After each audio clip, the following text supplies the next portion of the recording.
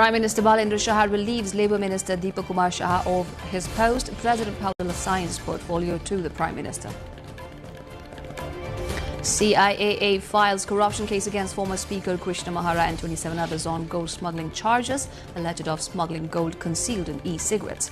Former Prime Minister KP Sharma Oli and ex-Home Minister Ramesh Lekar released from police custody. Move follows Supreme Court's order. Nepal marks Electrical Safety Day today. Electrical fires become leading cause of domestic fatalities in the country. Israel strikes Lebanon in deadliest attacks yet. Ceasefire at risk as more than 250 killed ahead of Iran-US talks in Pakistan. And Tribhuvanami club defeats Sudur Paschim by 7 wickets, maintains unbeaten run in the PM Cup cricket.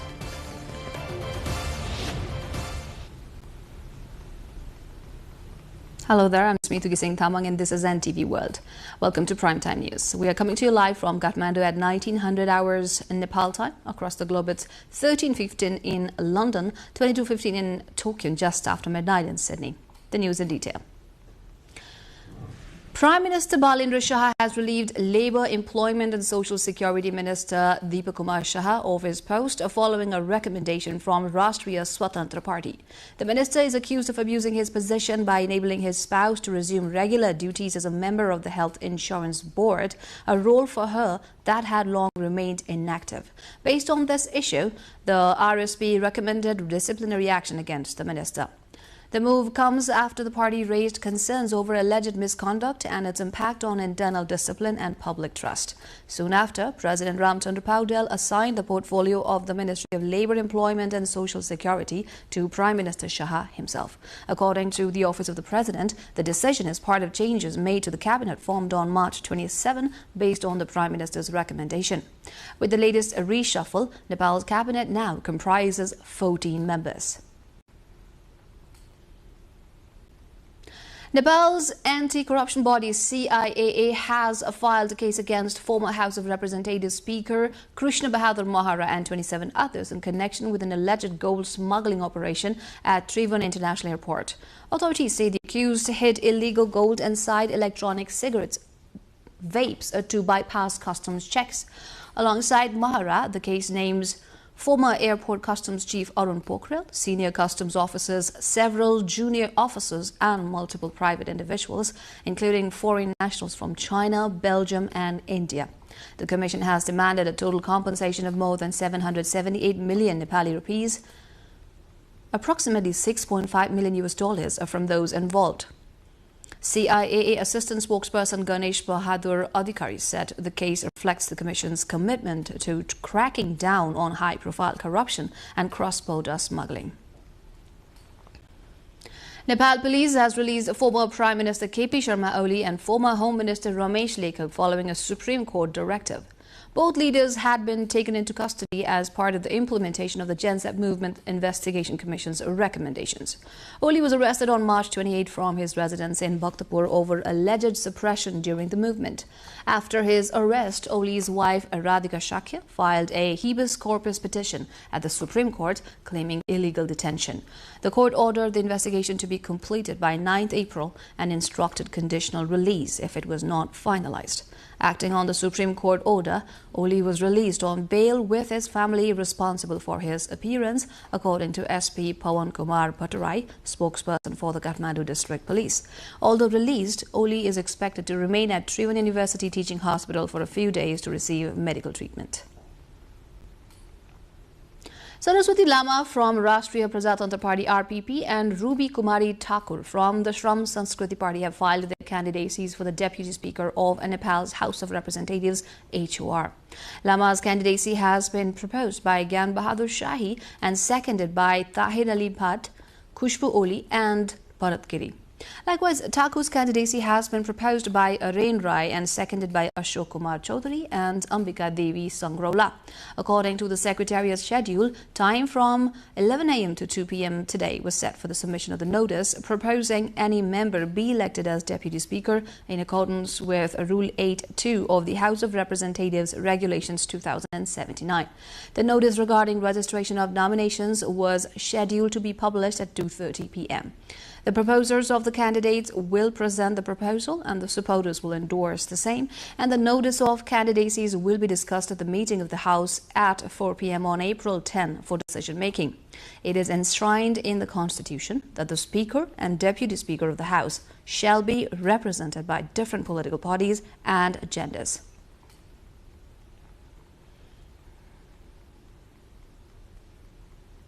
Time for a short break now. We shall be back with more updates.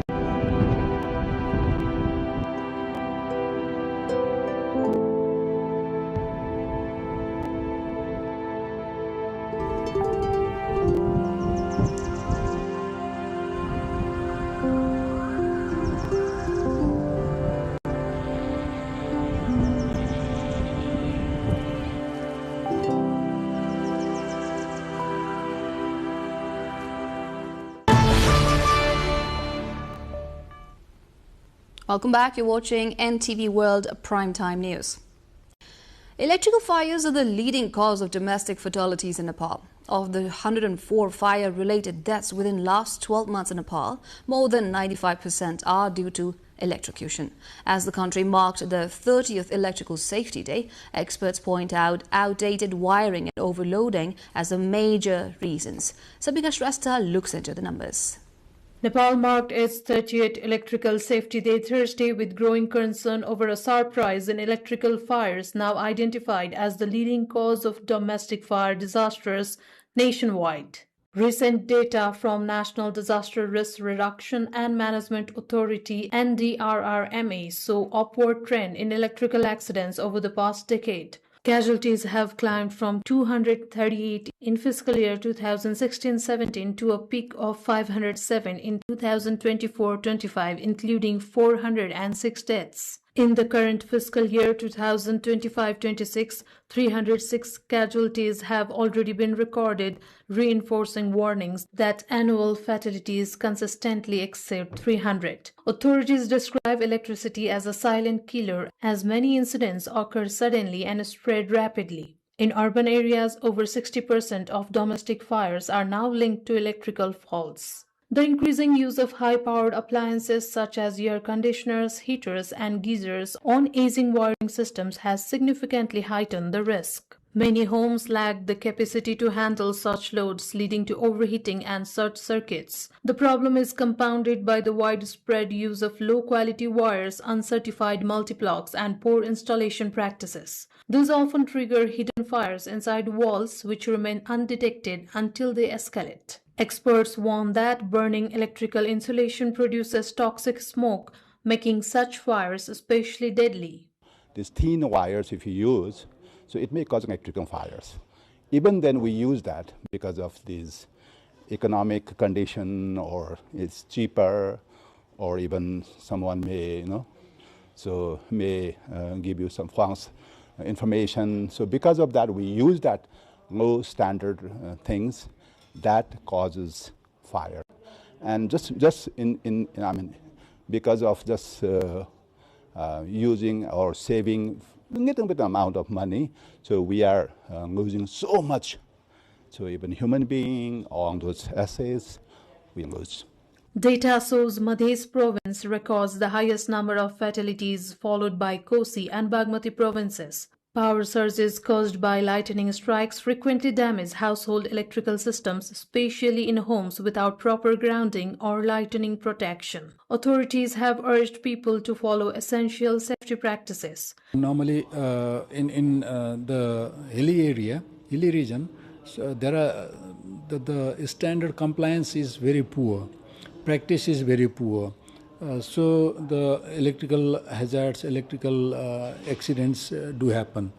Whereas in the case of Tarai region, plain region, normally the similar compliances are lacking there too. But on top of that, in Tarai region, people steal, electricity directly from the transmission distribution line. Because of that, the casualties, fatalities do happen. So this is one of the additional cause of fatalities in the Tarai region. These include avoiding overloading sockets, checking the ampere rating of plugs before use, and installing safety devices such as MCBs, miniature circuit breakers, and ELCB, RCCBs, earth leakage circuit breakers, which automatically cut off power during faults. Proper earthing systems are also critical to safely discharge excess electricity. Basically, all we have to do is what are the different equipment that we generally use in our houses.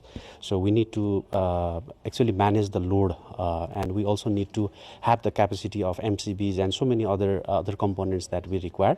Besides, while constructing houses, we also need to adhere with the Nepal Building Code and especially the electrical safety mandates that needs to be there within the system. With the pre-monsoon season approaching and thunderstorms expected to increase, officials stress that awareness, regular inspections, and proper safety measures are vital to reduce the growing toll of electrical fires in Nepal. Sabika Shrestha with camera person Samir Thapa reporting for NTV World.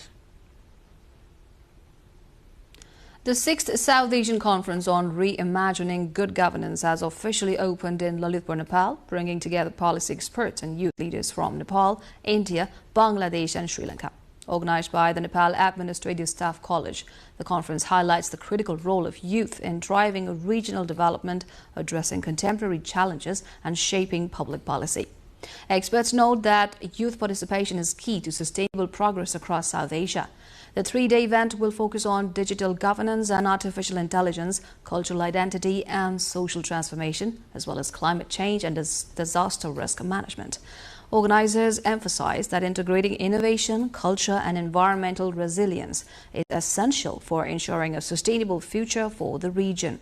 The conference underscores South Asia's commitment to leveraging youth leadership and technological innovation as pillars for good governance, regional cooperation and long-term development. As rising temperatures trigger a surge in wildfire risks across Nepal, Siangja district is emerging as a rare success story in conservation. This year, the national ambition of Green Forest, Nepal's wealth, is seeing a tangible victory on the ground. The shift is backed by staggering statistics. Data from the Division Forest Office shows that while nearly 497 hectares of forest were destroyed last fiscal year, the figure has plummeted to a mere 24 hectares this season. Officials credit this drastic reduction to a combination of timely rainfall and high-intensity community mobilization. Aside from the minor blaze in Adi Kola's Ramche area, the district's 525 community forests have remained largely untouched by the usual dry season devastation. Through proactive fire control drills and aggressive public awareness campaigns, the Division Forest Office has successfully turned the tide against forest degradation. Siangja's model of vigilance is now being hailed as a blueprint for other fire-prone districts. With the high-risk window of Baisakh still ahead, authorities remain on high alert to protect this remarkable environmental gain. Time again for a short break. We shall be back with international updates.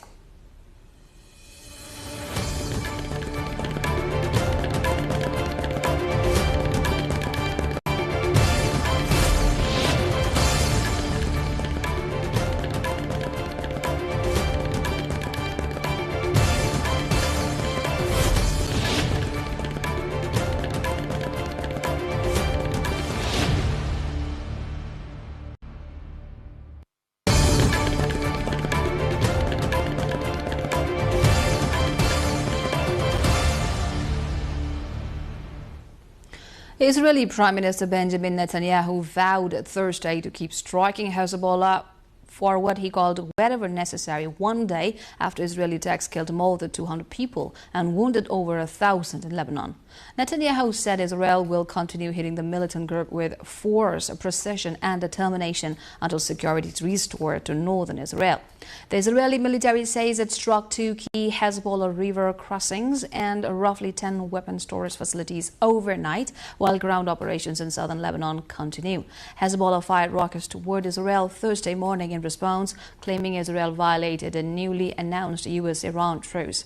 Washington and Tehran agreed Wednesday to a 2-week ceasefire and negotiations aimed at ending a conflict that has killed thousands and shaken the global economy. Lebanon has declared Thursday a national day of mourning. U.S. Vice President J.D. Vance is urging Iran not to walk away from a fragile ceasefire deal, insisting that Israel's ongoing strikes on Lebanon were never part of the truce agreement. Vance says there was a legitimate misunderstanding, with Iran believing the ceasefire covered Lebanon. He says it simply did not. Well, we've already seen an increase in traffic today. Hopefully we'll see an increase in traffic tomorrow. We actually think that we are seeing signs that the Straits is starting to reopen. I think you guys have probably seen oil prices have come down, so I think the oil markets, the gas markets are seeing the same thing. But the president's very, very clear. The deal is a ceasefire, a negotiation. That's what we give. And what they give is the Straits are going to be reopened. If we don't see that happening, the president is not going to abide by our terms if the Iranians are not abiding by their terms. Despite the tensions, Vance says Israel has offered to show some restraint in Lebanon to keep peace talks on track. Now, Jerusalem's holiest sites have reopened, welcoming Muslim, Christian and Jewish worshippers for the first time in over a month. The shrines had been shuttered as conflict gripped the region, but a 2-week truce between the United States and Iran has brought a fragile calm, allowing the faithful to return to some of the most sacred ground on earth. Worshippers from all 3 Abrahamic faiths flooded the holy sites Thursday, a rare and striking image of shared relief amid a war that has killed thousands and destabilized the region. Whether the ceasefire holds long enough to bring a lasting peace remains to be seen, but for today, Jerusalem's gates are open once again. China says it has been actively working behind the scenes on Middle East peace, with a foreign ministry spokesman saying Beijing has maintained communication with all parties and actively promoted peace following the announced U.S.-Iran ceasefire. 中方坚决反对美方泛化国家安全概念的做法，这种做法严重阻碍中美企业正常的经贸往来，不符合包括美国企业和消费者在内的各方利益。中方将继续坚定维护自身的正当合法权益。 Separately, Beijing is pushing back on a U.S. proposal to bar Chinese laboratories from testing electronic devices for the American market, calling the move discriminatory. Time again for a short break. We shall be back with more from International.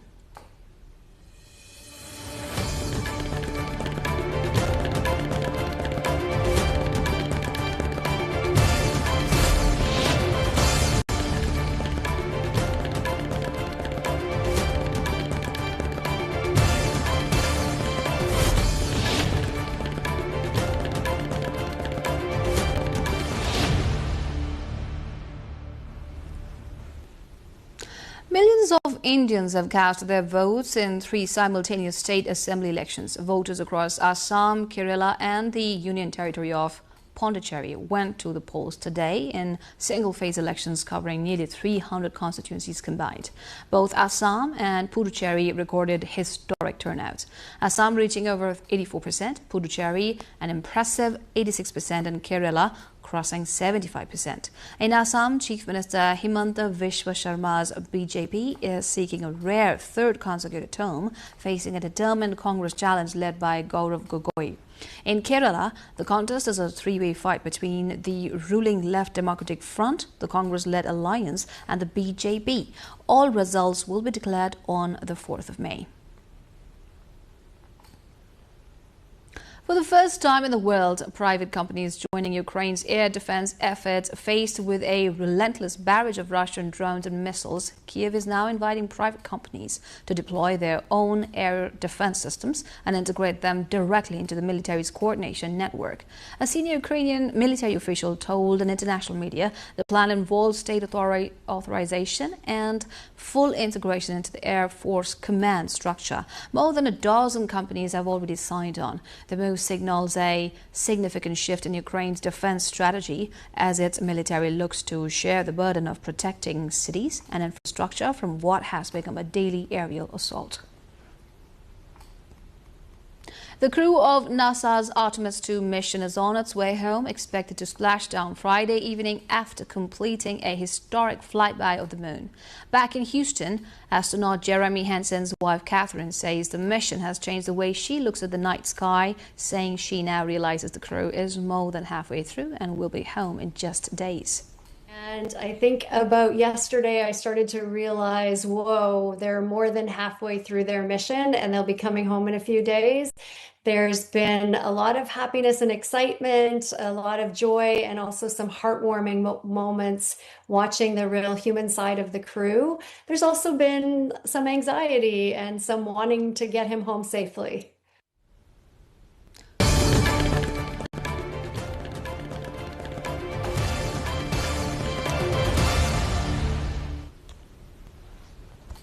And now the sports update.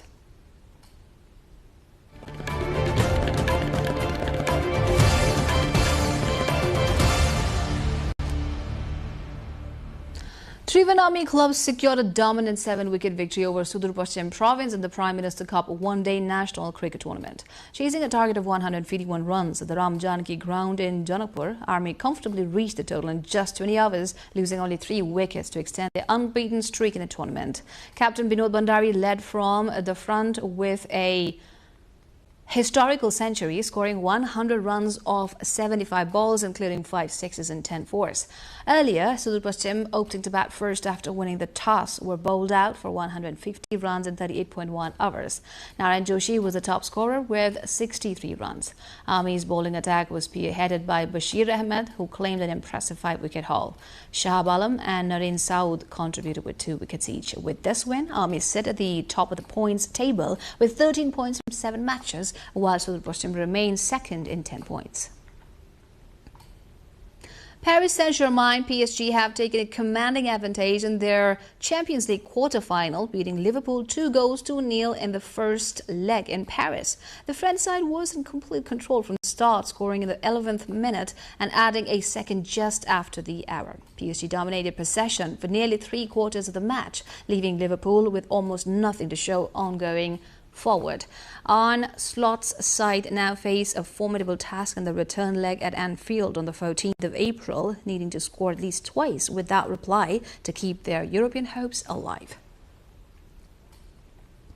Real Madrid manager Alvaro Arbeloa says preparations for the crucial UEFA Champions League second leg against Bayern Munich have already begun, starting with their La Liga clash against Girona FC. Arbeloa stressed that momentum is key, with every match forming part of the bigger picture ahead of the European showdown. He confirmed that Jude Bellingham, Eder Militao and Eduardo Camavinga will start against Girona. In the La Liga standings, Real Madrid FC sit at the top of the table, while Girona remain in the top 4, making this a crucial clash with title and Champions League implications.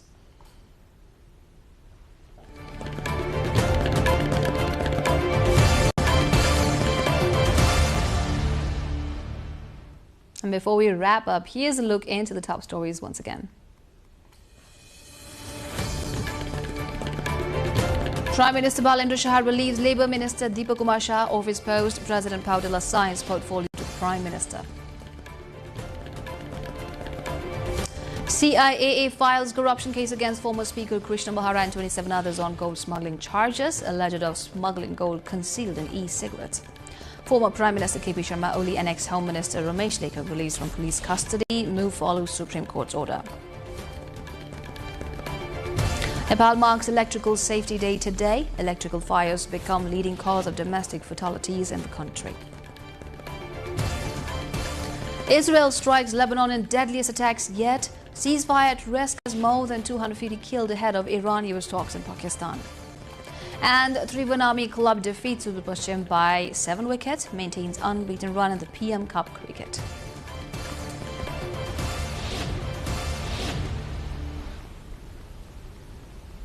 That's all for the moment on Primetime News. Our next bulletin will be at 2200 Nepal time. Do join us through our social media and get the latest update through our social official website, nepaltelevision.com. I'm Smita Singh Thamang. Thank you for staying with us. Have a wonderful evening ahead.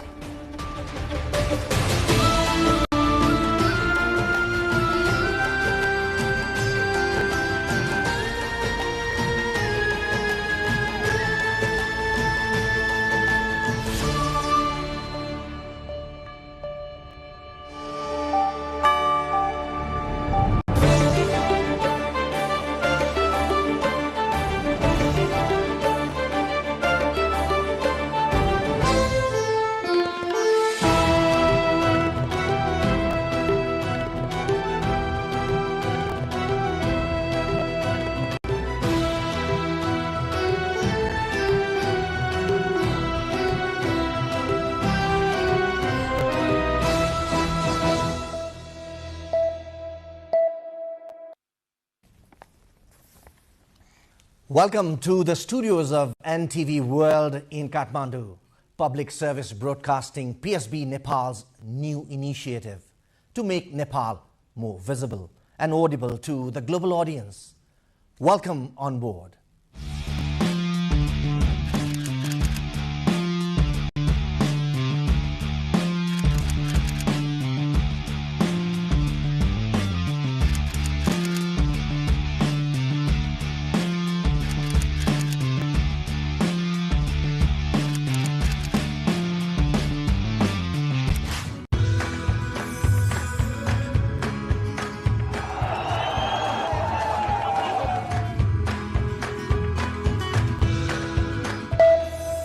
This is NTV World, facts that speak, insights that matter.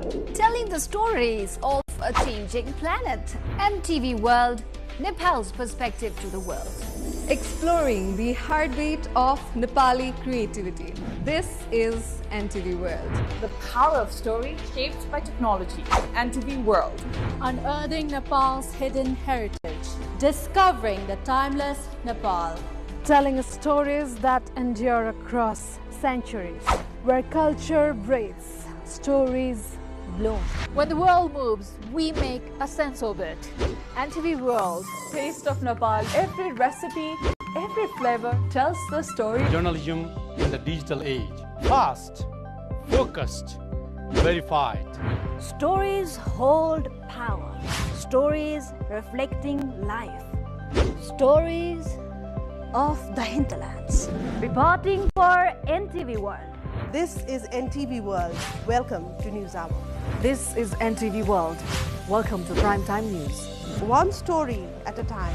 Crossing borders, connecting voices, where Nepal meets the world in dialogue. This is NTV World, Nepal's perspective to the world. Voices that connect Nepal to the world, bringing perspective, region and relevance to every story. NTV World, Nepal's perspective to the world. Stand by. Mic is on. 3, 2, 1, cue. We are NTV World.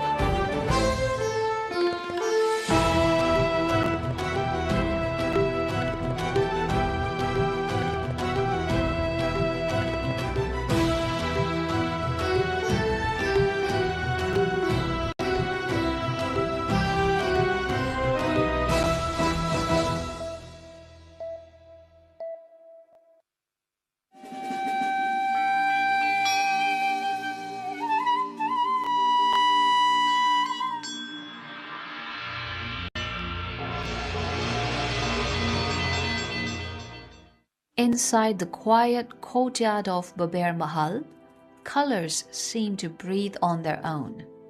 This is Siddharth Art Gallery, home to some of Nepal's most defining contemporary art movements. Today, the gallery opens its doors to Mithila Cosmos, a universe imagined through the brush of artist S.C. Suman, a name inseparable from the evolution of gallery space. म आफ्नो बच्चैदेखि हजुरआमालाई हेर्दै थिएँ भित्तामा उहाँ कोर्नुहुन्थ्यो अब भित्तामा कोर्दै जाँदाखेरि उहाँलाई हेर्दै आएर त्यसपछि म बच्चै बालकालदेखि नै स्कुल जाँदा अनि फुलहरू हेर्दा मलाई हजुरआमाले पेन्टिङ गर्नुहुन्छ त्यसमा रङ बनाउनुहुन्छ भनेर म उहाँको लागि बाटोमा खसेका फुलहरू ल्याएर उहाँलाई दिन्थेँ र उहाँले भन्थे कि ल यसबाट पनि रङ बनाउनुस् यसबाट पनि पेन्टिङ गर्नुस् अनि यो कुरा मलाई एकदम सहजै प्र्याक्टिसमा आएको जस्तो लाग्यो र उहाँको पछि उहाँ भित्ताहरू रङाउँदाखेरि पेन्टिङहरू गर्दाखेरि म उहाँलाई छोडेर कतै जाँदैनथेँ र मलाई पनि काम गर्न दिनुहोस् भनेर उहाँ कहिलेकाहीँ दिक्क पनि मान्नुहुन्थ्यो कति मलाई माने यो डिस्टर्ब गरेको तिमी जाऊ खेल भनेर त्यही पनि म उहाँसँग बस्थेँ अब उहाँले त्यही पनि उहाँको म बसिरहन्थेँ उहाँले चाहिँ साइडमा कुनै कुनामा एउटा सानो चित्र बनाइदिनुहुन्थ्यो र यसमा तिमी रङ भर भन्नुहुन्थ्यो अनि म छिटो रङ भर्थेँ र उहाँले आश्चर्य भन्नुहुन्थ्यो हेर कति मभन्दा पनि राम्रो रङ भर्दो रहेछ भनेर अनि यसरी मलाई चाहिँ मिथिला पेन्टिङले नजिक ल्यायो र म त्यो फेरि त्यो गर्न थालेँ. What we see today is not just an exhibition, it is a lived memory of culture, philosophy, and the changing world around us. यसरी प्रत्येक घटनासँग जोडिँदै आएर एक्जिबिसन आएको हो र 2021 मा Mithila cosmos the cycle of time आयो त्यसपछि त्यो 22 मा सक्यो 22 को जनवरीमा सक्यो र त्यसपछि अहिले आएर यो 25 मा यो एक्जिबिसन आयो त्यो बीचको जुन अब फेरि यसलाई कसरी जोड्ने त अब जस्तो कि नेपाल एकाडेमी अफ फाइन आर्ट्समा म काउन्सिल मेम्बर हुँदाखेरि मैले आफ्नो देशको लोककलाहरूलाई हेर्न पाएँ म लोककला विभाग प्रमुख थिएँ हैन अनि त्यो हेर्दै जाँदाखेरि म पूर्वदेखि पश्चिमसम्म उत्तरदेखि दक्षिणसम्मका त्यो जिल्लाहरू भ्रमण गरेँ आफ्ना हाम्रा लोककलाहरूलाई हेरेँ हाम्रो भनिन्छ हाम्रो देशमा 123 126 वटा भाषा बोलिन्छ त्यसका आफ्ना संस्कृति छन् आफ्ना चाहिँ रीतिथिति छन् त्यसभित्रका कलाहरू मैले हेर्न पाएँ र त्यो सबैलाई जोड्दै जाँदाखेरि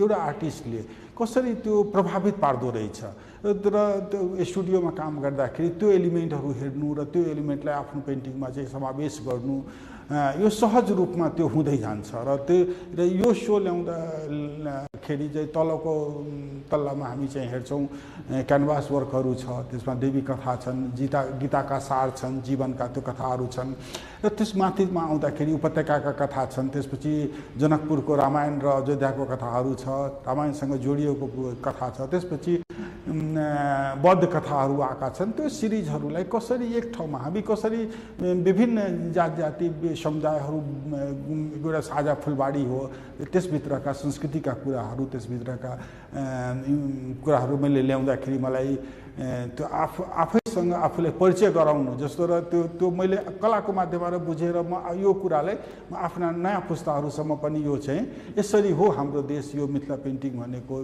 एउटा समुदाय क्षेत्र समुदायको विशेषको पेन्टिङ होइन यो नेपाली आर्ट हो यदि मिथिला पेन्टिङको नेपाली कलाको कुरा गरे भने मिथिला पेन्टिङलाई छोडेर त्यो नेपाली आर्ट पुरा हुँदैन भनेर मेरो बुझाइमा मैले यसरी यो एक्जिबिसनले ल्याएको. Mithila art carries centuries of tradition from Janakpur, from mythological narratives and wedding symbols to intricate floral motifs that speak of life, devotion, and identity. The power of Mithila painting lies in its detail. Every line, every border, every color has a purpose.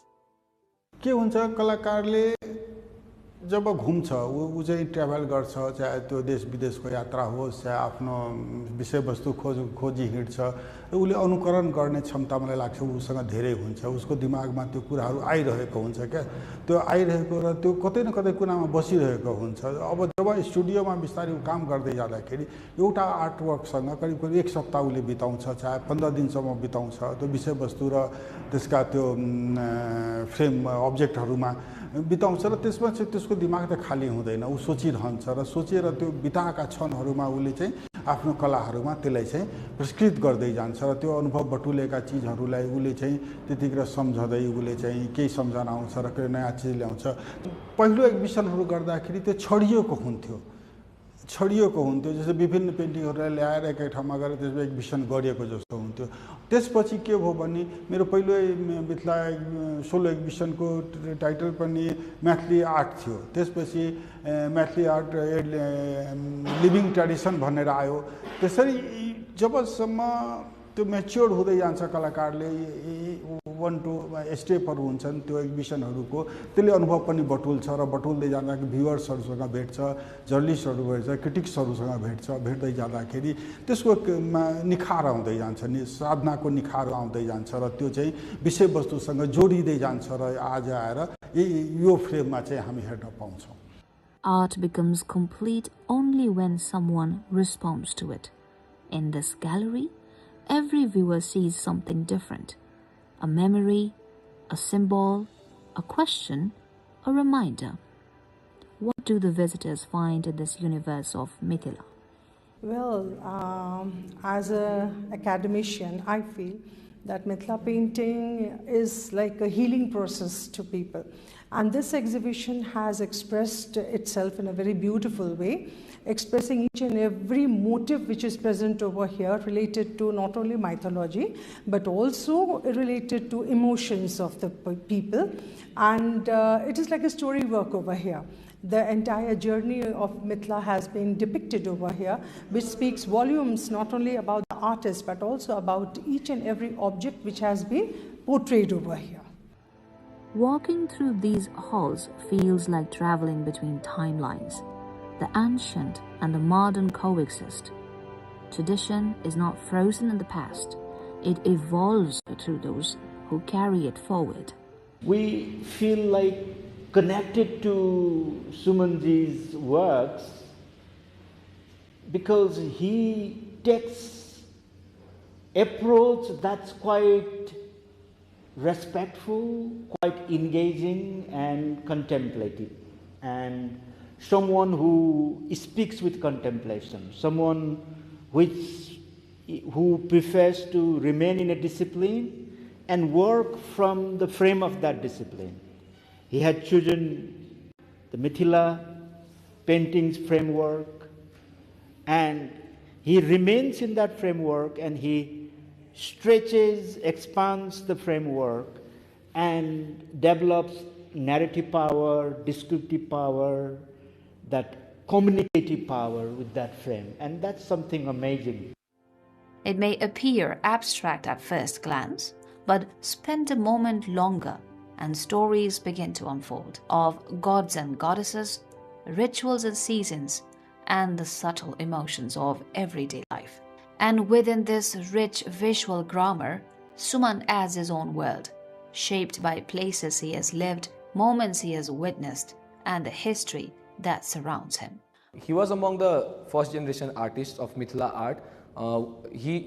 When he started his career from the kind of humble background he was in, with that financial background, very few people could actually make art and Mithila art in particular their primary career.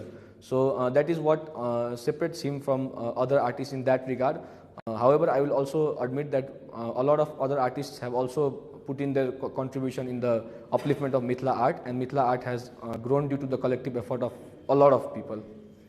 From Vivaha Panchami in Janakpur to the lotus of Bodhanath, from the cosmic churn of Samudra Manthan to the silence of COVID lockdowns, Suman brings time onto canvas.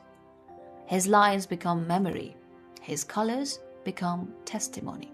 Yeah, there are many favorites, you can see that. If you see that there are, each painting says some story. Like this is if you see this, here the wedding, Sita, Mata Sita wedding with the Ram. There's a procession going on, and every painting you will see that there are the nature. The Suman painting is the nature he captures very nicely. The color combination you will find very rare artists. That type of eye-catching is that one. Many things are within the one paintings. Mithila Cosmos reminds us that art is not only what we see, it is what we feel, return to, and carry within ourselves. I have grown in a Mithila household. I've been very closely connected to the Mithila culture.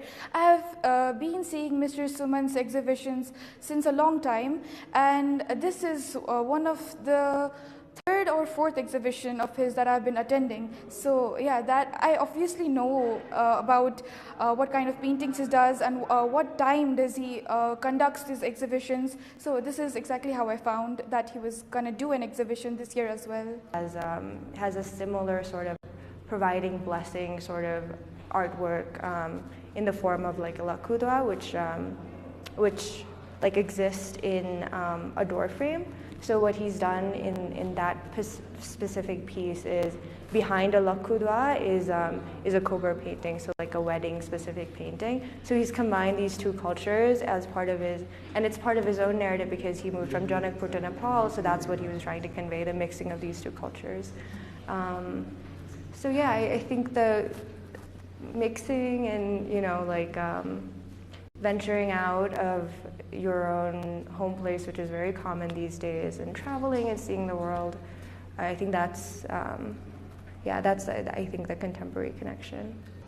Behind every exhibition is a vision that guides how artworks converse with space and audience. Curator Sangeeta Thapa has been a key voice in shaping Nepal's modern and contemporary art landscape.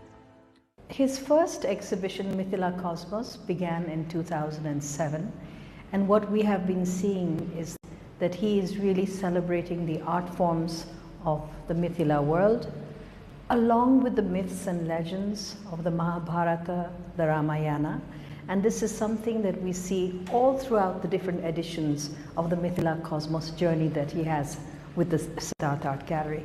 This is his 7th show, and we decided to call it Journey of a Pilgrim because the piety in the exhibition is very apparent, and his knowledge of the Ramayana or the Mahabharata, the myths and legends that we have grown up listening to and learning about, become central to his work.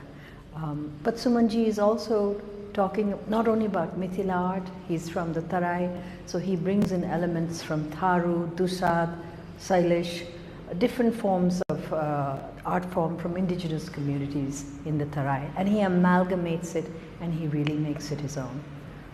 Perhaps the most significant work in this show is called Samudra Manthan, and this is a story which has been visually narrated by so many artists, from Raja Ravi Varma to early 19th century engravings, but he has even amalgamated a Hakusai wave into this art form. So that is a really famous painting, The Wave, and you can see that influence has permeated his wave, his painting. Sumanjiko themes are not only religious. So whether it is the eco-anxiety that we all feel at present, the destruction of Nisgar forest or the Chure hills, he amalgamates all of that.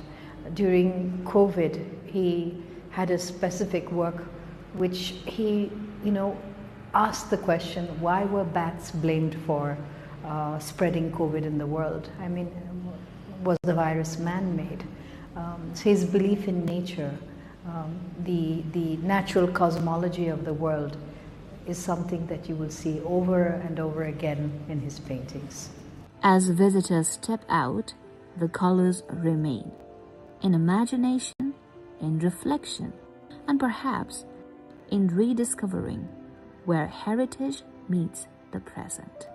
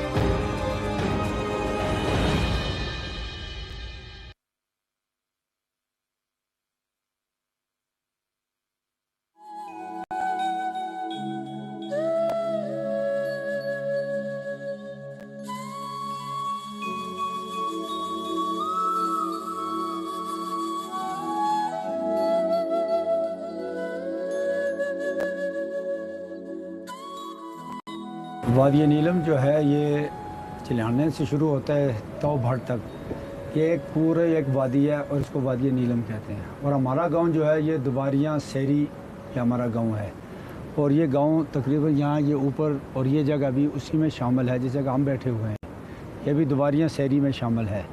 और हमारे गांव की आबादी तकरीबन जो है ये 250 घराना है, तकरीबन 3000 की आबादी पर मुश्तमिल ये गांव हमारा है।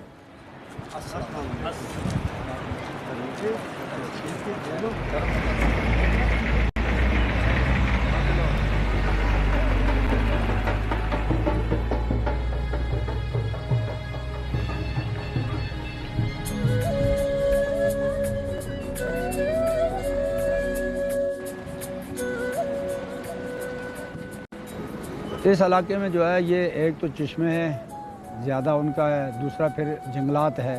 जंगलात में ये हरे हरे दरख्त हैं जिसमें देवदार भी है, फर भी है, काइल भी है। ये सब्ज़ा ज़्यादा होता है और सब्ज़ा की वजह से फिर ऊंची ऊंची पहाड़ियाँ हैं, ये बहते हुए दरिया, इसकी वजह से इसके अंदर ज़्यादा खूबसूरती है। फिर बिलखुसूस यहाँ पर रत्ती गली जो है ये तो सब यहाँ मशहूर जगह है, बहुत खूबसूरत झील है वहाँ पर, और ये पूरा इलाका बड़ा खूबसूरत इलाका है।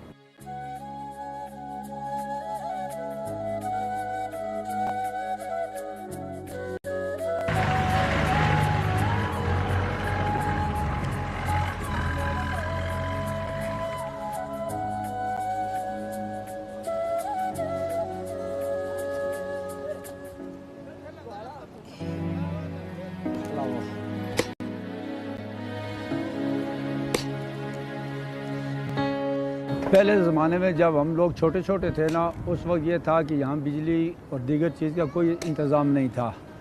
हम लोग ये क्या करते थे, छोटे छोटे जब स्कूल पढ़ते थे तो हम ये देवदार जो है दरख्त, इसकी वो लकड़ियाँ नीचे से निकालते थे छोटी छोटी, जिसको हम अपनी ज़ुबान में दिल्ली कहते हैं। कुछ अरसे बाद हुआ है ये लालटेनें जो हैं ये आई, और इसमें हम तेल लाते थे, वो तेल डाल कर बस थोड़ी देर के लिए जलाते थे ताकि तेल भी थोड़ा इस्तेमाल हो, इसलिए कि पसमानदा इलाका था, इधर इतने वो वसाइल नहीं थे कमाई के, दीगर मामलात नहीं थे जिसकी वजह से लोग ये चीज़ों को इस्तेमाल कर सकें। टीवी में नहीं था, दीगर और ज़रूरियात भी नहीं थे, ये मोबाइल वगैरह ये कुछ भी नहीं था, तो जिसकी वजह से बिल्कुल ये था, ये समझ लें कि हम पत्थर के ज़माने में रहते थे।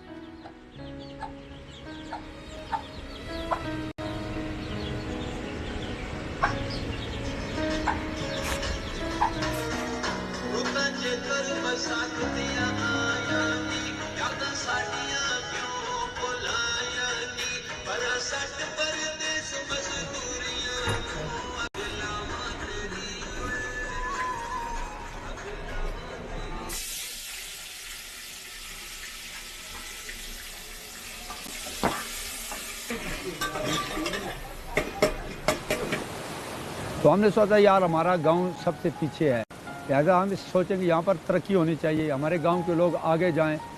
लकड़ का ये टरबाइन बनाया और पहली लाइट जो है ये मस्जिद में जलाई, वो जब एक बल्ब जला उसकी रोशनी, तो हमें उम्मीद होगी कि हम ये काम कर सकते हैं। फिर हम अपने गाँव वालों के साथ मिले कि भाई आओ हम मिलकर मुश्तरका तौर पर इस काम को करते हैं। तो हम 2003 में पहली मरतबा जब हमने इस बिजली का जो इब्तदा की है, 2 गाँव में हमने बिजली का इंतज़ाम कर लिया, तो अल्हम्दुलिल्लाह उसके बाद ये इंतज़ाम शुरू हुआ, जिसकी वजह से काफ़ी सारी तरक्की भी हुई गाँव में अंदर और बहाली भी आई। इस बिजली की वजह से हमारे जंगलात जो हैं ये थोड़े बहुत महफूज हो गए। फिर अच्छे तरीके से जो बच्चे तालीम हासिल नहीं कर सकते थे, जिनके पास वसाइल कुछ भी नहीं थे, अब वो बच्चे आकर अपनी तालीम, मसलन दिन को स्कूल जाते हैं दूर दराज, शाम को जब वापस आते हैं रात 11 बजे तक बैठकर, रोशनी का इंतज़ाम है, उसमें अपने स्कूल का वो जो सबक उस्तादों ने रात का काम होमवर्क घर का दिया होता है वो उसको कर लेते हैं, उसमें आसानी हो जाती है, ये दुश्वारी नहीं होती। हमने अगर किसी को बुरे वक्त में छोड़ दिया, हमने अगर किसी का साथ दिया, तो अल्लाह क्या है नाराज हो गया, अल्लाह ने हमारे लिए भी मुसीबत ला दी। तमाम शहरी कानून की नज़र में बराबर और कानूनी तहफ़्फ़ुज़ के मुसावी तौर पर हकदार है। जिन्स की बिना पर कोई इम्तियाज उसके हवाले से फिर हम इसके लिए ग्रीन का इंतज़ाम करते हैं, इसके लिए बेल्ट का इंतज़ाम करते हैं, और जो बंदा हमने मुलाज़म रखा है उसको खोलने बंद करने का, चलाने का, लाइन में बुलाने की करता है, जो उसमें अखराजात होते हैं, इसकी ज़रूरियात होती है, और जब आप लोग हमें नहीं, इसका हमने ऐसा अपना सिस्टम रखा हुआ है कि हम जो हमारे 3 गांव हैं यहाँ से ऊपर, उनमें हम महीने में 1 मरतबा उनके साथ मीटिंग करते हैं, उन सब मेम्बरान को जमा करते हैं। एक कमेटी बनी हुई है, 6 रुकनी कमेटी है, तो उसमें बाकायदा एक सदर है, जनरल सेक्रेटरी वगैरह, ये सारा पूरा एक सेटअप है। तो जब हम बैठते हैं कि भाई अब इसको हम आगे इसके अंदर कोई बेल्ट की ज़रूरत है, ग्रीस की ज़रूरत है, दीगर जो भी ज़रूरियात हैं, तो उनके साथ हम बैठकर मीटिंग करते हैं। तो हमको जो चीज़ ज़रूरत पड़ती है कि अब इस पर इतने अखराजात हैं या इसकी नाली जो है वो टूट जाती है, उसके लिए ज़रूरियात पड़ती है, तो हम आपस में बैठकर कुछ पैसे जमा कर लेते हैं। तकरीबन 16 अगस्त 2022 को जब फ्लड आया तो उस फ्लड में ये सारा कुछ सिस्टम तबाह हो गया था। 2 जनरेटर हमने लगाए हुए थे, 15 kV का वहाँ पर था और 30 kV का इधर था। तो ये वो भी दोनों ख़त्म हो गए, उनका कुछ भी नहीं मिला।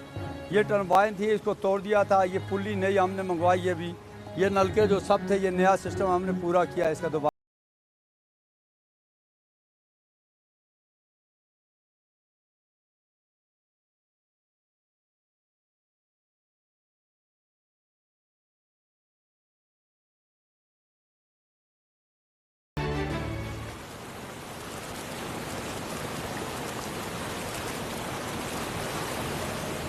जब ये बिजली आ गई ना, तो इसकी वजह से ये हुआ कि जो हमारे मुतल्लिकीन थे उन्होंने गेस्ट हाउस बनाए। जब गेस्ट हाउस बना दिए तो उनके अंदर ये हुआ कि ये जब ये टूरिज़म आते थे वहाँ पर उनको इंटरनेट और दीगर सहूलियात मैसर होती थी। जब बिजली होती है तो फिर वो सारी सहूलियात उनको मैसर हो जाती हैं। तो इससे ये हो गया खुशहाली होगी। फिर लोगों जब टूरिज़म आना शुरू हो गए तो लोगों ने अपनी जीपें ख़रीद ली, कुछ लोगों ने अपने घोड़े ले लिए। तो जीपों पर यहाँ से आगे रत्ती गली तक ले जाते हैं। 18 किलोमीटर का फासला जो है वहाँ पर लोग चले जाते हैं। वहाँ से आगे तकरीबन 2 किलोमीटर या 1.5 किलोमीटर है, वहाँ पर घोड़ों के ज़रिए से लोग ऊपर झील पर पहुँच जाते हैं। वहाँ पर रोज़गार मुहैया हो गया लोगों को।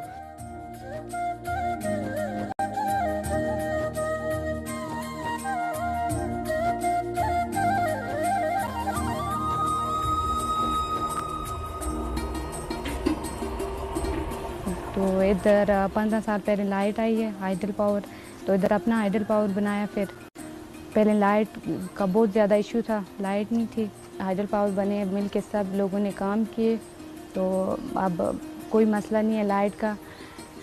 टूरिस्ट वगैरह भी आते हैं तो आसानी से कमाई होती है। हमारे जो मर्द हजरात हैं वो उधर टूरिस्ट उधर होते हैं, गेस्ट हाउस पे होते हैं, तो उधर वो चला रहे हैं, तो घर पे हम खाना बना के ख़वातीन हजरात भेजती हैं उधर खाना, मिल के हम काम करते हैं सारे। तो गुजारा सही है, अच्छी तरह से गुजारे से भी सही है, अच्छा बनता है, सब कुछ निज़ाम सही चलता है।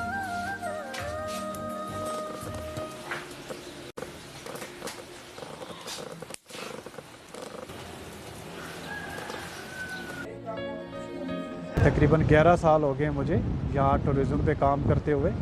और जब हम इस वैली में आए थे 20 साल पहले फायर आया, जब हम इस वैली में आए थे तो उस वक्त कुछ भी नहीं था यहाँ।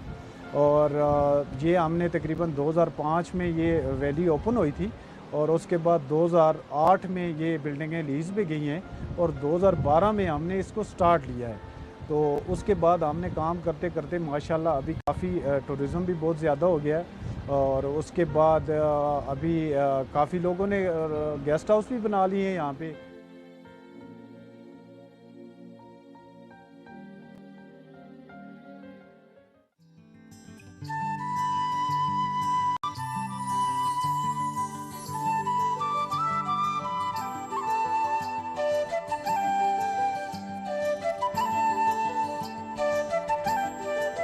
हमारे इलाके में जब जगह कम हो जाती है, गेस्ट हाउस में जगह नहीं होती, तो फिर अपने घरों में भी जो कमरे इजाफी होते हैं उनमें इनको ठहरा देते हैं। जब वो आते हैं उनको देसी खाना हम लोग खिलाते हैं। जब वो लोग खाते हैं ये चीज़ें देसी, वो खुश होते हैं, तो वो अपने तौर पर तोहफे के तौर पर जो है उन लोगों के साथ जो भी अपने घर में रखता है वो ताउन कर लेते हैं।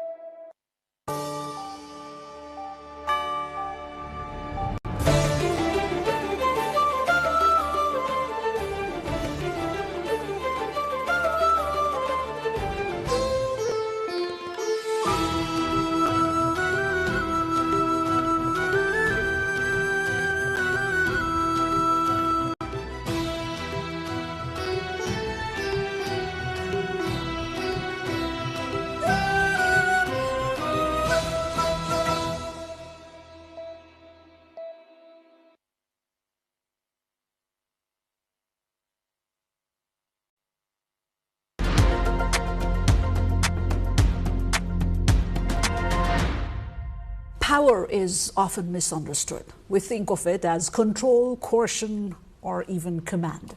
But history shows that the most durable power is persuasion without force, what we now call soft power. Welcome to Geopod. I'm Shivani Thapa Bosniak.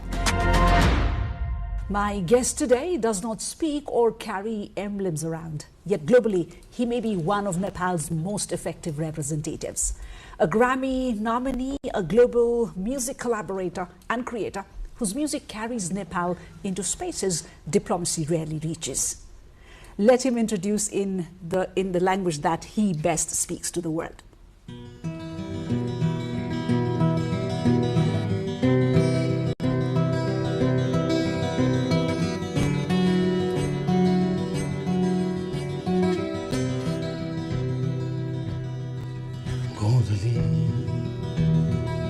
साँझमा तिमी यो शान्त मनमा शान्त जगाउनु मृग तृष्णासरी जीवनमा के छ पाउनु भन के नै गुमाउनु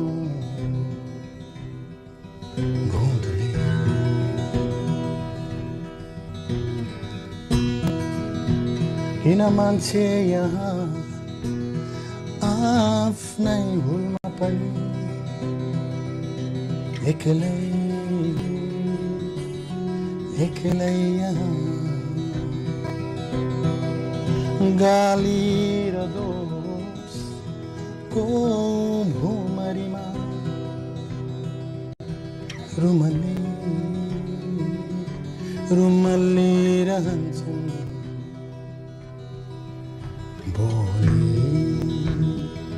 बुद्धकै भई आउनु बाँसुरी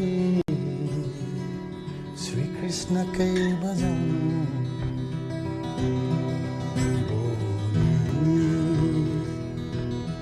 बुद्धकै भई आउनु बाँसुरी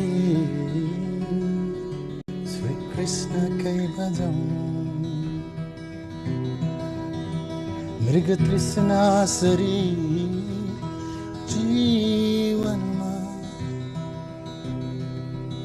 के छ पाउनु भन के नै गुमाउनु.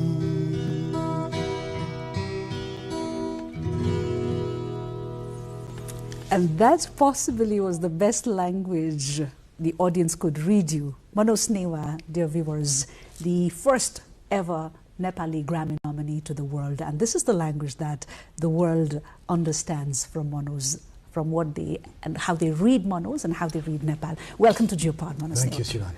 The first time I saw you performing, I stood there questioning myself who this guy is. Right? The bamboo flute. Right, and I'm sure many can relate to that very quick. Before we talk about music, who were you before music happened? Let me go back. I grew up in Bauda, Kathmandu. And I think I was 8 years old. I was in my bed. There was no electricity. And the dark of the night, a very mystical sound I heard. It was so, something so magical that changed my life. So before that, I think I was just a kid trying to, An 8-year-old. 8-year-old, yeah. I'm still looking for that sound. I'm still longing for that sound. And in that process of looking for that sound, I got to meet all this beautiful sound. I'm actually sure that was the sound I heard is Lord Krishna playing flute. And that's my inspiration still now to look, how could something can be so beautiful?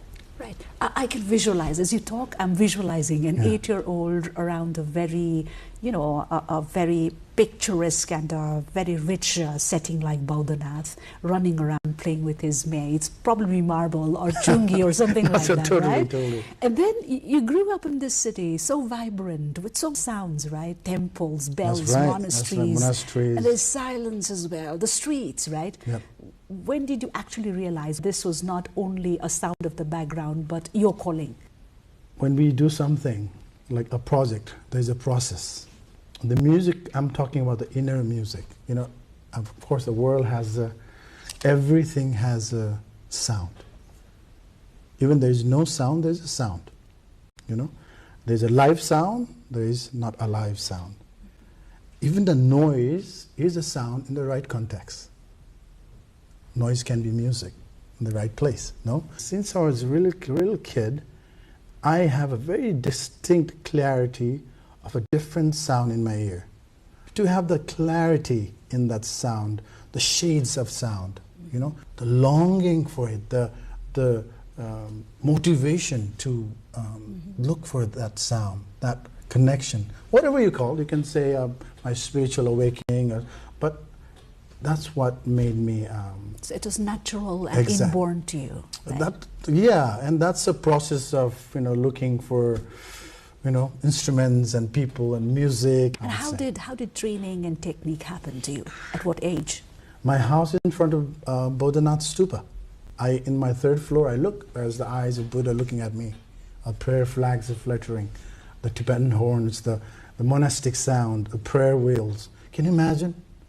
To able to just be there, to just witness that as a kid.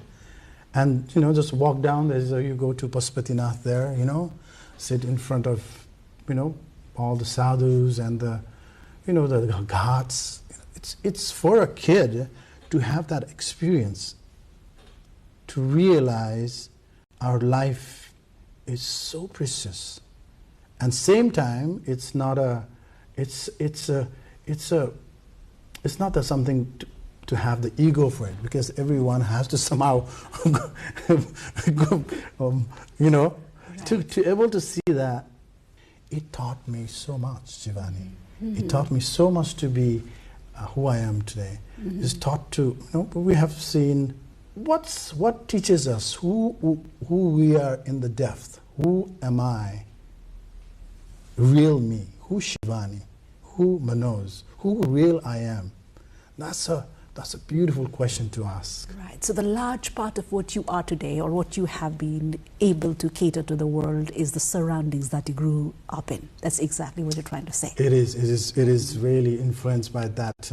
I'm very grateful for that. When did you actually realize that this is going to be your language for the world for the rest of your life? I never thought I would take this journey as a profession. I never even, I could just play a note in the bamboo flute, my bansuri, just one note all day, and get so satisfied inside. And I would hear, it will melt me so deep inside. I'm so happy. Wow, how could something be so beautiful? And that also drive me to practice. Again, look, there's a motivation and there's a drive for practice, which was, nobody's telling me to do that. It was the inner fire. Inner fire, oh my God. I'll wake up first thing, I'll think about practicing. I'll go to bed, think about practicing next morning. It's like total in love. So you're drawn to it naturally. Oh my God, I could not stop. I just practice for I would practice for let's say 6-7 hours a day or 8 hours a day. Even in my sleep, I will be practicing in my thoughts, this. And so practice sort of drove me to the places that people started to recognize me. Oh wow, this guy is not normal. He's not normal at all. So, I was very fortunate. Kiratiswar Sangeetashram is one of the pioneer place that was started the full moon concert, devotional music and plus Nepali Shastriya Sangeet, last 35 years. So every full moon they do the free concerts. Mm-hmm. So I was able to meet my teacher there, Sri Madandev Bhatta. He saw the potential on me and he started to you need to learn. Wow, to find a teacher with that drive, my God. Now, Swargiya Homnath Upadhyay, he was, one of my influence then. And then I met Dr. Davish Chandra Rekmi, all these people, Atul Gautam, And these are the, the pillars that time to kind of bring me to this music scene. And I started coming to Radio Nepal, Nepal Television then, and slowly finding my way. Actually, the music can make a profession. They start to understand, wow, people want me to come play with them, and they want me to pay. I remember playing for one project for that German, what is it, Goethe Institute. Goethe Institute. Yes, right, and right. I played in that time Royal Academy, we used to call that. And after the concert we did, my part was just 5 minutes playing, and they handed me 7,000 rupees. That was lots of money then. I thought it was a mistake. Oh my God. This must have been like almost 3 decades ago, was it? Yes, wow. yes. You must have been a kid then. I was a kid. I was like a 17, teenager 18. probably, yeah, right. 17, 18, and I'll do music every day just because I love it so much. And it heals me. As you know, music has so much healing power. Yeah. Right. Let's talk about your signature instrument, Basuri. So deceptively simple it is, right? Yes. Right. Just a bamboo and breath. That's right. At least for a layman like me who is not like an expert in music. Why did something so minimal as Basuri, as we see it, felt so powerful enough for you to carry it as an instrument to express yourself? That's a beautiful question. Basuri is not just a Nepali thing. It goes everywhere in the world. Everywhere.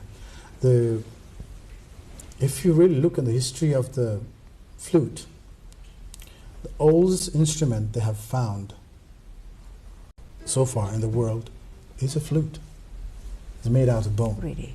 Isn't that amazing? So something with the wind, with the breath, and going through the cylinder, and even like Bhagwan Krishna. He's playing it. What is this thing? I've heard and read so much about, the Krishna element of your musical journey somewhere. I don't exactly remember where. What is this element about your musical journey and the fascination with the I'm inspired by very much of Mahabharata, and and what Krishna was guiding Arjuna. I get, life is a book. You have a choice to believe or not, whatever it is. But personally, it helps me to bring that Krishna element in my music, And when I close my eyes, when I play, it brings me to the place of non-duality. Wherever I go, wherever I play in Japan or Chile or you name it, on 2 notes I play, energy shifts.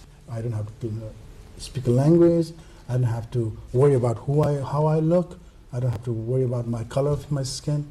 I would love to see the world that, they celebrate. Just each culture can celebrate their right. And the universality of it, the harmony it disseminates. Exactly. I can't really wait, Manoj, for you to pick that flute out there and do that magic.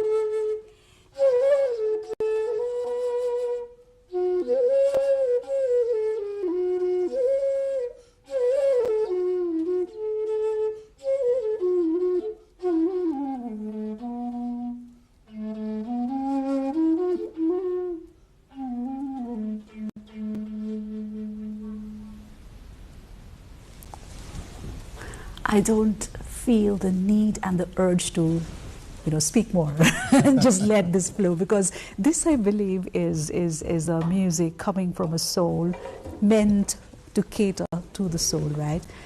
In this age, Manoj, where, majority of the artists who are, what you call chasing mastery in whatever they're undertaking, That's you right. seem to have chased meaning. That's the thing. More you know, less you know. I learn every day. Again, I learn from everyone. There's a sound, let's say there's a 7 sound, Sat Sur we call, Sa Re Ga Ma Pa Da Ni Sa. So within that, all the music, whatever here, it's inside that thing. But how mysterious it is for me is what is audible and what is not audible. It just because you cannot hear, it's not audible. It doesn't exist. You know what I mean? For example, what we see right now is a certain frequency.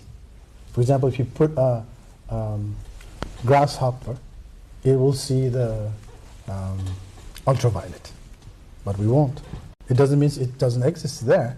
Our existence is so mysterious, and we think this is it. Oh my God, you're wrong. You're wrong. And so, more you know, less you know, because it's so beautiful. It's so beautiful. And again, I'm coming back to sorry to bring in again the spirituality in the geopod, but that's where I surrender. What else? How much music helps to dig deeper? The power of music can really help to people to open their heart. We talk about compassion, we talk about karuna, we can talk about, unity. So how to bring together a people in a place that there's no fear, complete trust. The world is a mess because they cannot trust each other. You cannot trust. I don't know why people not trusting each other. Personally, I think there is enough for everyone. There's plenty is given to us. But somehow we are. Maybe it's a human thing, We are afraid that we don't have enough. But music, I play for you. It's not going to cost anything, We share. My experience of going around the world, music and cooking together, that's going to bring the world together. So we need to share our culture, our music, our food, but the uniqueness of what we have, it needs to be preserved. Right. It so need to be preserved. Otherwise, like for example, I was in Egypt a couple of years ago. All those temples are there, amazing temples. But there's no worshippers. They're just tourists. A temple without worship. Sometimes I worry about our country in that way. Can you imagine people stop going around Pasupati and Bodha and they just stay on their phone? My God. Not everybody who comes to that seat, Manoj, talks with this intensity. Manoj, your journey took you far beyond Nepal. So you're currently based in? I'm based in very near Silicon Valley in California. This place called Santa Cruz. It's a surfing town, beautiful place. And also based here in Kathmandu. Your audience is wide and large, right? So many among these audiences, I believe, do not really understand the cultural or the musical or the linguistic roots that your work is coming from. What do you think they're connecting with? We're all trying to get some love. That's it, at the end. When you're the mother, the child, we're looking for, mother's attention, and mother looks at the child, and that karuna, mamata, we call it, that's love. Just the facial expression of a child can release the oxytocin in your body, and that you have that caring energy for that child. You're just the trigger. Yeah, it's a for example, I just want to pick in geopod, like in this global world we live in. I mean, Internet was created in USA, isn't it? If internet was not created, the world would be very, very different now. No? There is a plus, there is a positive side of it. The world has become very small in the information matter, but same time, we are feeling away from each other. We are feeling more separated. I wonder why. And it's so interesting. So I'm telling this to myself as well. We need to connect more in inner net, not internet. That's a wonderful way of putting it, right? I know. This is how it is. Right, And it's amazing. We've sort of lost touch of the internet owing to the internet, exactly. right? Exactly. So we need to reverse that. Everyone is in the phone. Everyone. That's what one thing that disappoints me. It's everyone is so distracted. So distracted. Even me. How difficult is it for creators like you?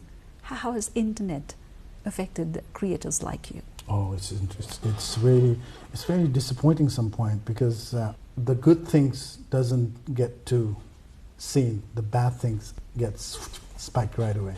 You know, that's the human psychology of survival. What sells? Violence sells. Sex sells. You know, so people are so put into that plate of survival, they cannot think of anything else, because they have to think of what they're gonna make next day, what they're gonna feed their children next day. If you're in that place, how can you think about, being a wonderful unity place and creating music? There's no time. So, for example, if there is too many dishes in your plate, then you're not going to appreciate any food because you don't know what to eat. About your work, Manoj, your work is happening in a very, very unique space, a rare space. That's how I see it. Between Nepali folk music to Indian classical raga, and then there's also one of the very prominent part is the global spiritual element that you incorporate in your music, right? It's so rare, so unique, and so beautiful. Just out of curiosity, did you ever feel the pressure to simplify your sound for wider acceptance? That's one of my advantages of being in the West and able to play the bansuri. The way I played was it was almost like hybrid. I could play the way that was soothing for Western ears, because when I moved to US, it was around like in 1998, 2000. The yoga culture was very booming. And when I started to play, some of those all the kirtans and the spiritual song, it was incorporated even into movies, big movie, Matrix and all this, they would use the Sanskrit mantras and all this in their background music, and so you can play the same note. For example, just give you a little bit of an example, Sudan, of this.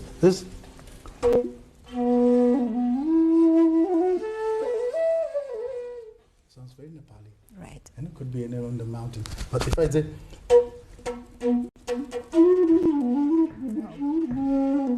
that's the signature of Manoj Newana. So if I play same flute, but I'll.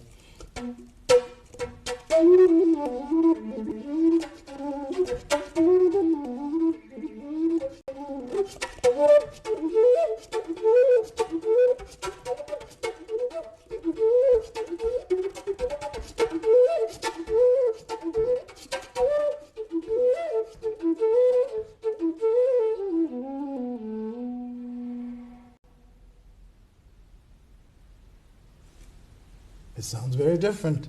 It sounds very more towards, Scottish, Irish, that sound. Because the way they they play and how they incorporate the accent, the textures, is very different. Again, I'm coming back to the same. What kind of spectrum you are listening into? What you are, when the kid was. When they are conceived, the first organ developed was hearing. You know? Yeah. So it's so interesting that the kids are listening all the things. The blueprint of that kid is deciding then what mom is listening.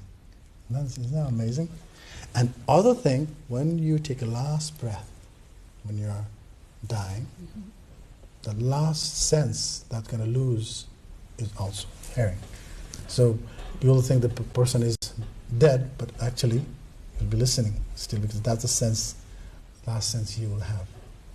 So listening is such a big power. Right, you're taking me to various zones. I thought I'd be talking about music and diplomacy, but here I am transported to some metaphysical. But this is wonderful to know. I can really gauge the intensity of a creator's mind and the creator's soul, right? Such a wonderful and warming conversation this has begun. And this is also making me wonder, when you perform abroad, Manoj, do you think primarily of the music, or are you always aware about your presence, Nepal, or audience? What is that awareness level when you really perform? Well, to have this wonderful instrument, which is Nepali instrument, that's already, people are already, like the way I play, because of, again, why Manoj then? Why people want Manoj's sound? Because I'm so blessed, I'm grateful to Pashupatinath and Bodhanath. I had a advantage of somehow I could play that I can make my own accent that's soothing to the Western ear. Yesterday I got a call from Hollywood. They needed a track. Why they call me, There's so many flute players out there because they heard me and they like my accent. And there is, so I'm grateful to that, because I was flexible. I didn't say this is my way and I'm going to stay that way, And I'm glad that I was able to, practice with the people and who are very open-minded, and in music you have to be open-minded. As a creator, from what I read from you, from this very, very short conversation I had, the ability to blend into the vastness of music or the earth itself is very, very important. It's very important for a creator. Very, very important. Coming to Nepal, for me, it inspires me so much. Tomorrow I would request you one thing, Shivani. The first sound you will hear in your bed in the morning, the first sound when you wake up, notice that sound, if you can. The first tweet of the bird,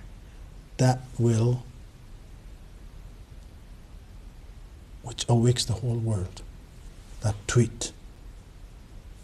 How does that make a difference? Well, you'll know it. You'll have to I cannot explain. Because that tweet is such a gentle tweet, but it's the most powerful tweet. What is the power of music that political narratives don't? So what kind of ripple you're going to create, how we're going to create, what are those elements going to help you? It all depends on that. And music is, again, it's music. Nobody can stop music, Music, the real music comes between the notes. It's the silence. I would love to see Nepal hosting World Music Festival. I would love to see that. Bringing some amazing musicians and bringing. I remember going to Indonesia a long time ago, and the government has initiated this festival, and they want all the instruments that are made out of bamboo. And they chose me to be part of it. And everybody bringing the bamboo instruments, from drums to it was. So I want to request to our government and people who influence to bring world stage, give them a platform so they could celebrate, they can learn from here as well as collaborate with the musicians here. And not just music, dance, and cuisines, and like we have so much to offer. Do you not think Nepal lags hugely on the confidence side when it comes to music, that we largely wait for external validation? That's our part of our culture, I would say. Like the one to say, the expectation. Myself, in my family, we are so not saying that we need to do it ourselves and we're going to do it. We think, oh, maybe my dad will do it and my mother will do it. It's something that the expectation culture we have. That kind of attitude. But it's now we need to move ahead. We need to open that door, and it's not just, and confidence comes again from the claiming our culture. We need to claim back our culture. We're so influenced by everything West is great. Everything comes from West is great. There are great things about West, but we have also so many amazing things we have. We need to claim it, and then we can exchange. We can teach them. For example, like yoga.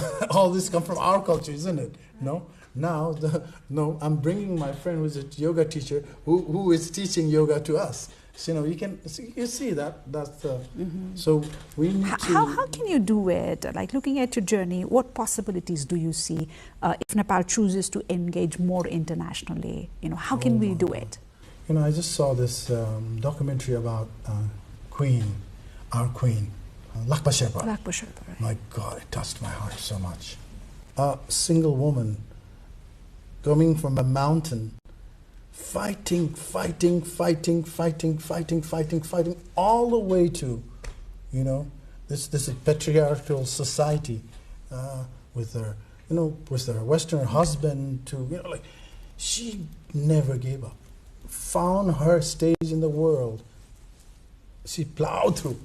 Nobody could stop her. No, this is the country where Buddha chose to be born.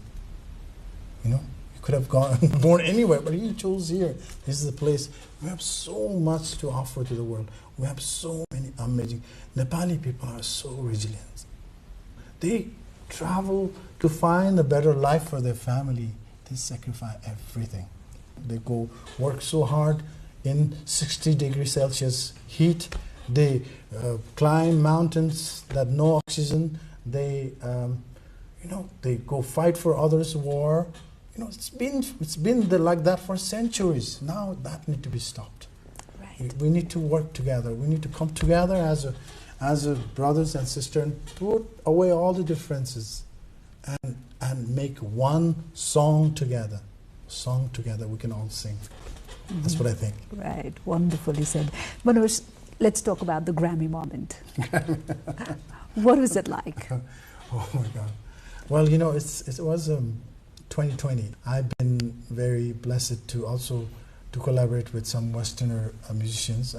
One of them was Deva Pramal and Miten. They were, Miten and Deva, they were very inspired by Eastern philosophy. Also, actually, they were very inspired by Osho's world, and through that they got to learn a lot about the mantras and the beauty of what our music can bring to the people, the serenity, the healing power of music. So when they heard I'm playing the flute in such a unique way, they thought, "Wow, this boy is good." So I started to collaborate with them, travel with them for almost like 15, 16 years. I've traveled so many places, and through them, their platform, I've really I've reached out to many people in the different countries, And one of the album that we did together it was actually Ravi Shankar's daughter, Anushka Shankar, is also guest artist in the album.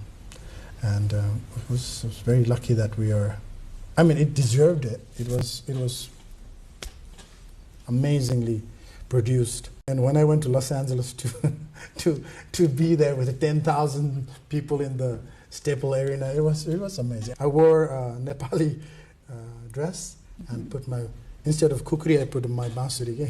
Wow. Did it by any chance change you as a musician? I don't believe in the place that you have to give an award to recognize music, you know. The music again, the music I play, it doesn't need anybody's validation. Music is so powerful, you know, and we all have our own songs. Nobody can tell you're not singing well, or you're not good enough. No, that's so wrong. So I want everybody find their own voice. So never tell your kid that you cannot sing. You say you sing. You have an amazing voice, you know, and you practice, it'll come to you. From what I see, Manoj, is you're not only disseminating or giving away the things that you have in your soul, right? You're also gathering a lot of things in pieces, maybe in substance, and those that are intangible, from places that you travel and that you do intensively, right? So if you could walk us through a few, I'm sure our audience are going to love it. Yeah, well, let me see, what can I do? I call this one Kachua. Huh? Okay. Look like a kachua, no? That's a Nepali name for it. Nepali name, kachua. Okay. But this one particularly comes from Russia. It's a part of, it's somewhere in mid-Russia. It's very beautifully carved, and they call it hand pan. Hand pan. It's quite popular nowadays, and yeah, I can play this for a little bit, huh?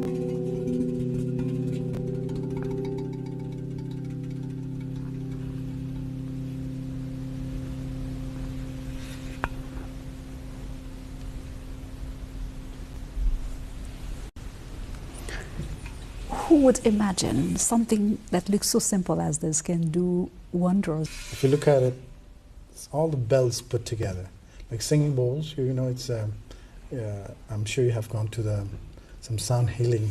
Basically, the sound of singing bowls, bells. Okay?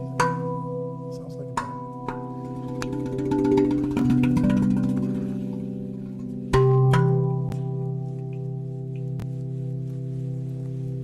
Beautiful, no? Your blood pressure will be down, your heart rate would be down, and you're in a place of just pure awareness. That's what we want. As we head forward towards wrapping up this conversation, Manoj, anything still unfinished for you, creativity or philosophically? That's a beautiful question. You know, for me, it's now the practice is being present.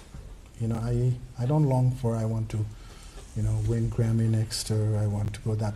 It's again, it's just my fantasy now is more to practice to be present, to how to be present with myself, to improve, how to be more mindfulness, and how to create music that helps others. You know, like you don't need to, you know, change. I don't think you can change the country. It's not a. I think it's good to start with your own home. You know, your own room. Can you do some changes in your own room? So I'm working in my own room. Fixing your internet.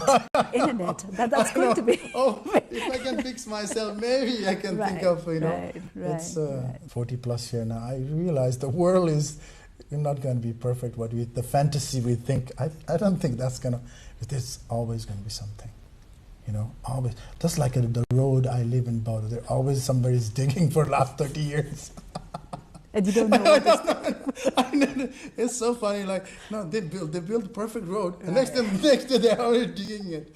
God, and that never ends. So I just like, okay, you know, you so can't this is beat not them, going to just end. join them. And finish the work. I know. So that's where I am. Just I thought it was a beautiful anecdote that you ended with. Well, words can take us this far. We know we can go on and on, but for now, thank you so much, Manoj, for coming over, sharing with us with this. I really am falling short of words, and I'm just wishing that I would have learned a few of these notes so that I could speak better to you, right? Well, you know, your voice, again, remember, it's not the instrument you're playing. It's every moment, every breath is so amazing. Think about your breath, how powerful it is. You know, I would like to bring again the spirituality in our breath, Brahma, Vishnu, Maheshwar. When you inhale, that's a Brahma, the creator. When you inhale the breath, the oxygen, the lungs, nerves are going to take up, you know, oxygens. That's the Vishnu, it's the sustainer. If you don't breathe, you'll die. In 5 minutes, you're dead. No? And when you exhale, all the carbon dioxide, the things that you don't need, it's coming out. That's Maheshwar. That's transformation. So every breath, Brahma, Vishnu, Maheshwar, Brahma, Vishnu. I tell you, Shivani, it will change your day completely. It will change you. It will change your friends. It will change your family. You just live in a total gratefulness. Thank you, Manoj, so much. And I'm already thinking we'll need another session of interview to talk spirituality, which is again one signature of Manoj Neva. Right. You'll have to be back for that. For now, thank you so much for the great wealth of insight and the depth of, the soul that you bring to this interview. Thank you, Shivani. Thank you so much. Pleasure to have you here. Hope to see you again. Hopefully, for sure. It's a promise. Power does not always announce itself. Sometimes it arrives quietly through breath, as Manoj Neva so explicitly explains. Of course, bamboo, the magic bamboo that he brought us here, and memory. Manoj Neva reminds us that long before nations speak, they sound. Thank you for joining us on Geopod. See you next week.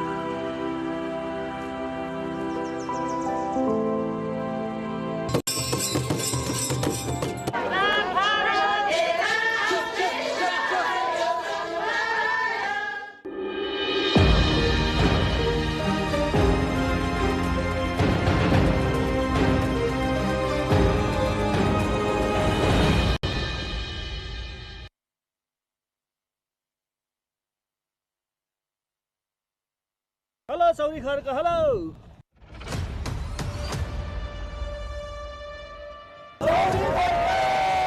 Wow!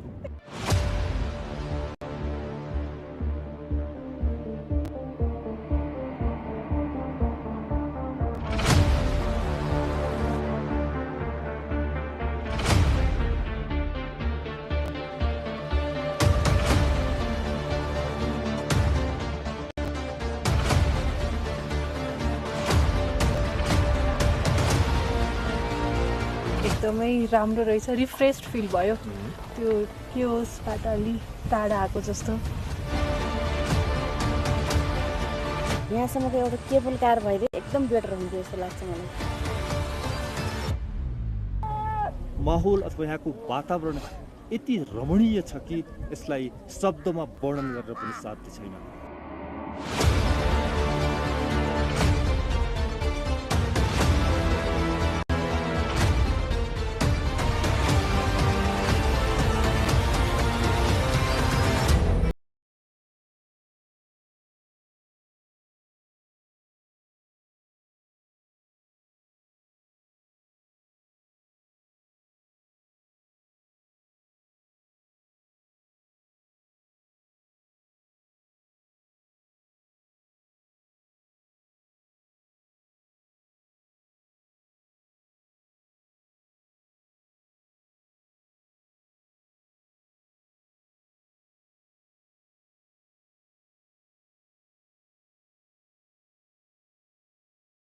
Clay houses stacked upon one another, the white Himalayan peaks, vibrant flower gardens of Bukit Batan, melodious rivers and lakes, and unique authentic arts and culture. All of these make Eastern Rukum a place that captivates every visitor.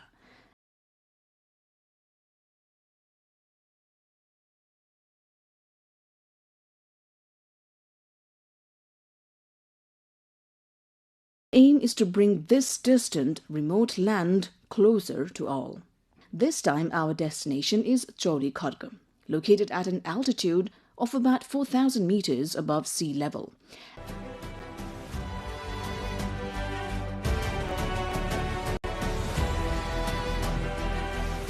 Our trek begins at Pati Halune.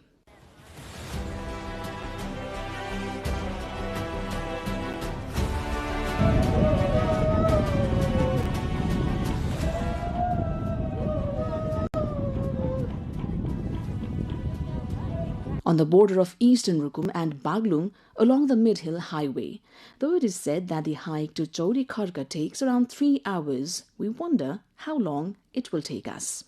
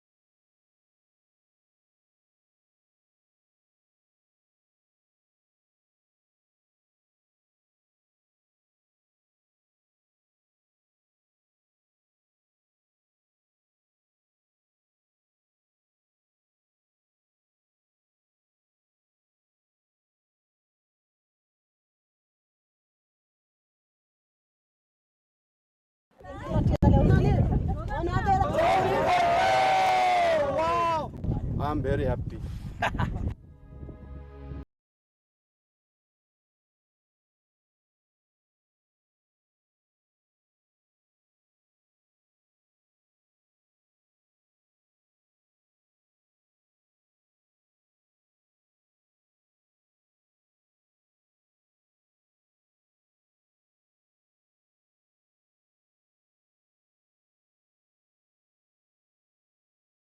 हेर्न पाइएन अहिले चाहिँ त्यही अब आज हजुर बिहान 5 बजे आएर ल्याएको हिजो बेलुका त पुरै कुहिरो दियो यहाँ त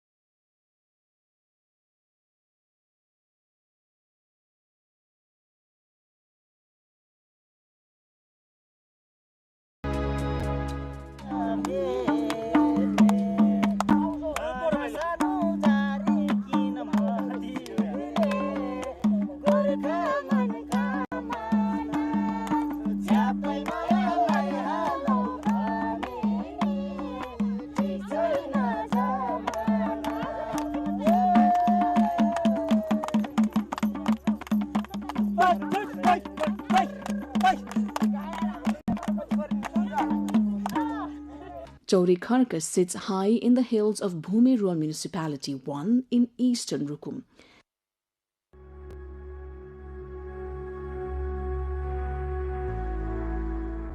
It is truly a rare gift of nature, beyond words to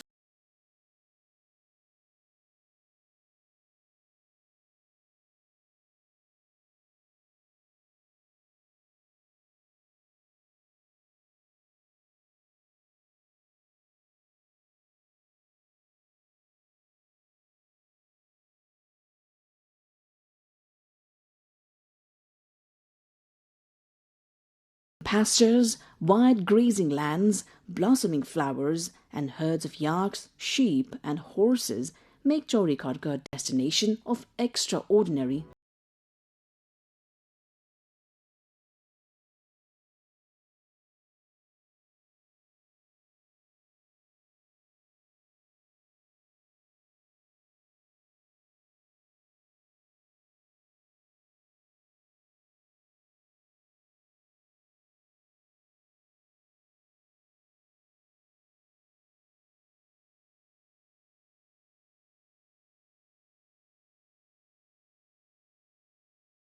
Giri, Jure, and Sisney.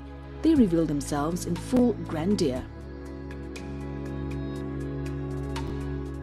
Rivers flowing through the valleys, including the northern Ganga and Niseldhor, together with the backdrop of Dhor Patan, enchant every traveller.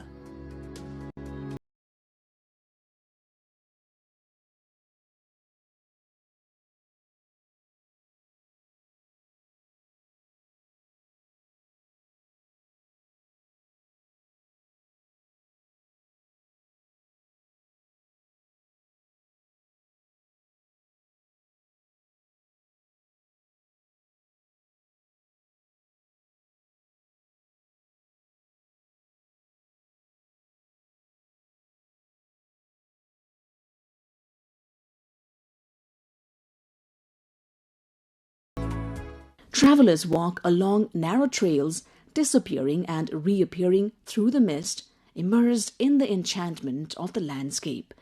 हाम्रो वरिपरिको यो डाँडाहरू view भने के उसु भने wild फ्लावर्सले सबैले एकदम refresh त्यही नै भन्ने होला आउन पनि वर्थ इटै छ. The weary faces of trekkers brighten as they take in these views, and you can clearly see joy and wonder reflected.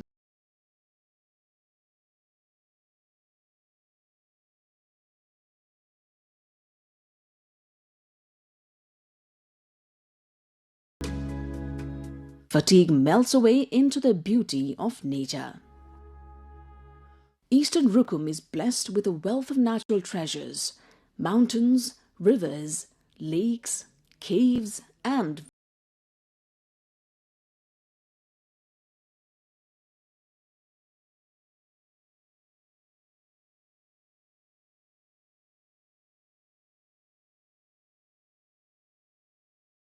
in recent years, Chaudhry Kharka has become an increasingly popular destination for domestic travellers, drawing visitors eager to witness its natural magnificence.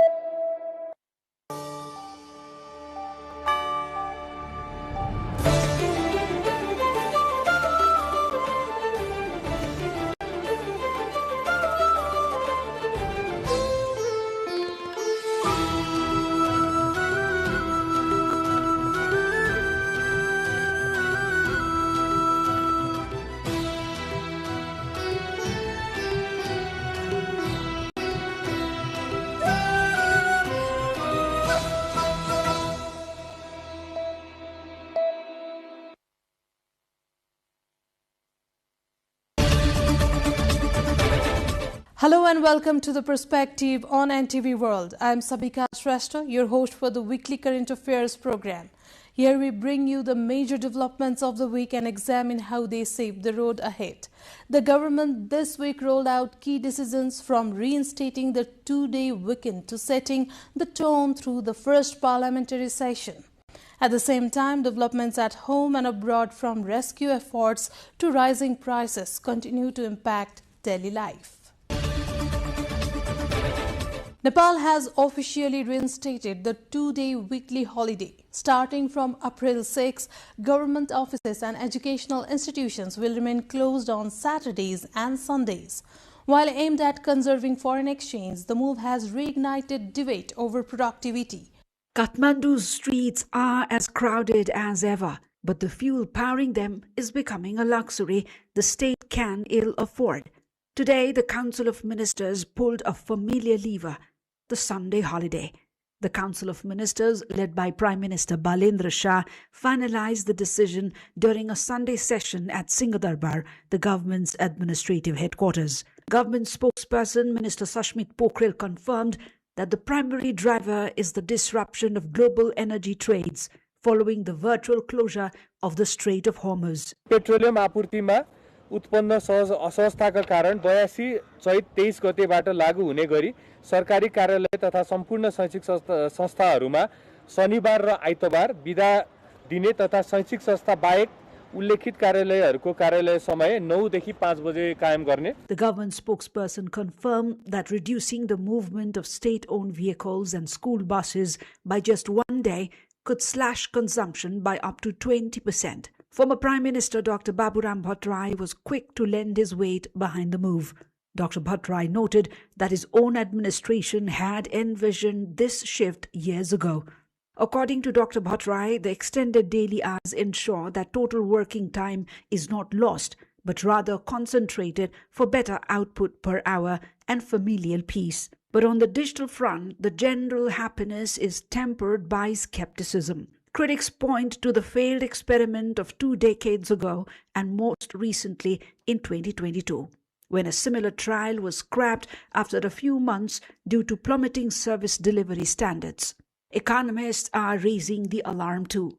Netizens, meanwhile, are asking if the government couldn't provide efficient service in 6 days, how will they manage in 5? Others, however, are welcoming the global standard, noting that aligning Nepal's weekend with the international Sunday closure will streamline international trade and diplomatic communications. To complement the holiday, the cabinet has also fast-tracked legal frameworks to convert existing petrol and diesel government vehicles into electric vehicles. With petrol prices hitting an all-time high of 202 rupees per litre in Kathmandu, the government is betting that this weekend shock will accelerate the nation's transition toward energy independence. As the first Sunday holiday kicks in this weekend, all eyes will be on the Nepal Oil Corporation's balance sheets and the public's patience. Now moving from policy decisions to the political arena, the first session of the House of Representatives began this week. The second consecutive session on Sunday also elected the Speaker of the Nepal's lower house, Dol Prasad Aryal. At the start of the session, leaders expressed cautious optimism despite mixed reactions from the opposition. Let's take a look. The session held at the multipurpose hall of the under-construction Federal Parliament building commenced with a moment of silence in tribute to martyrs, including those who lost their lives during the recent Gen-Jet protest movement. The session was presided over by Arjun Narsingh Kesi, the senior-most lawmaker acting as a Speaker of the House of Representatives. Following the tribute, party leaders addressed the House, outlining their priorities and expectations from the new parliament. Leaders across the political spectrum were seen enthusiastic and optimistic, expressing commitment to deliver more effective governance and accelerated legislative work. However, the session also witnessed the mixed reactions from opposition parties, with some raising concerns over procedural clarity and the government's immediate agenda, while others stressed the need for stronger accountability mechanisms from the outset. UML leader Kshitiz Thebe emphasized the importance of a smooth and structured start to parliamentary proceedings, highlighting institutional stability and cooperation among parties as key priorities. पहिलो निर्णय नै हाम्रो गम्भीर असहमति छ। देश द्वन्द्वमा लग्यो, प्रतिशोध साध्यो, देशमा कोही पनि सुरक्षित छैनन् भन्ने सन्देश दियो, निषेधको राजनीति गर्यो, यसले सही बाटो लिएको छैन। Meanwhile, Rashtriya Swatantra Party's Ranju Darsana said the focus would be on setting a clear direction for governance, with an emphasis on faster decision-making and tangible outcomes through upcoming sittings. It was more of a technical day because the formal house, the tabling of the bills have not yet properly started. For that, we will have to do a lot of homeworks, of course. The first session has set the tone for the new parliament, with high public expectations for decisive policy making, improved service delivery, and meaningful political consensus in the days ahead. For a while, shifting beyond borders amid escalating tensions in the Middle East, Nepal has repatriated over 200 citizens. Rescue flights also brought back the remains of Nepalis who died abroad. Nepal government on Saturday rescued 247 people from the conflict-hit Middle Eastern nations. Among those brought back home from Dubai via Nepal Airlines aircraft includes one infant and a child. Others are 192 men and 53 women. The aircraft also brought back 4 bodies of Nepalis who died under various circumstances in the Gulf countries. काठमाडौँसम्म पुर्याइदिनुस् भन्नुभयो हामीसँग सँगै राखेर लिएर आयौँ हामीले तर उहाँको घर पाल्पा हो उहाँ बोल्न पनि त्यति राम्रोसँग आउँदैन. In the latest conflict in the Middle East region, owing to the war between US, Israel and Iran, 7 Nepalis were injured. This happened after drone debris fell in the Ajman region of Abu Dhabi, UAE. The escalating conflict has put the lives of hundreds of thousands of Nepali workers who live in the region at risk, according to those who have been rescued and returned home. So far, 1 Nepali has died and 21 have been injured due to the ongoing Middle East conflict, and more than 86,000 Nepalis have registered their details in the online system provided by the Department of Consular Services to monitor and assess for potential rescue or evacuation efforts. Authorities have urged Nepalis to remain on high alert and stay in contact with their respective embassies. The Ministry of Foreign Affairs said embassies have been placed on high alert and are continuously monitoring the situation. Currently, bodies of 38 Nepalis who lost their lives across various Middle East countries unrelated to the war are awaiting repatriation. The Ministry of Foreign Affairs cites the disrupted flights as complicating the process of management and transportation of the remains. Although the process of bringing bodies from cities such as Riyadh, Dubai, Jeddah and Abu Dhabi is ongoing, progress has been slow. अहिले चाहिँ भर्खरै दुबईबाट प्यासेन्जरहरू लिएर चाहिँ त्यो flight चाहिँ नेपाल फर्किएको छ. त्यसमा मैले केही यात्रुहरूसँग कुरा गर्दाखेरि कतिपयको स्थिति ठिकै रहेको मैले पाएँ भने कतिपय यात्रुहरूले स्थिति अत्यन्तै असहज भएको र नेपाल एयरलाइन्सले यो फ्लाइट गरेकोमा नेपाल एयरलाइन्सलाई धन्यवाद दिएको, नेपाल सरकारलाई धन्यवाद दिएको पनि मैले Evolving situation in the Middle East indicates potential impacts on the safety and rescue of hundreds of thousands of migrant Nepali workers. In another development this week, Nepal police have stepped up enforcement, arresting over 200 individuals in a 4-day nationwide crackdown. Authorities say the campaign targets illegal activities and will continue with stricter action. Police spokesperson Deputy Inspector General Abhinaran Kafle said the operation launched on April 1 led to arrests across multiple provinces, with the highest number in Kathmandu Valley. According to police headquarters, dozens were detained each day through April 4 as part of intensified enforcement efforts. Authorities say legal action has been initiated against those arrested and the campaign will continue. In another key development, passenger safety has come into sharper focus under the government's 100 Action Plan. Measures include CCTV installation, women-only blue bus services and enhanced safety provisions.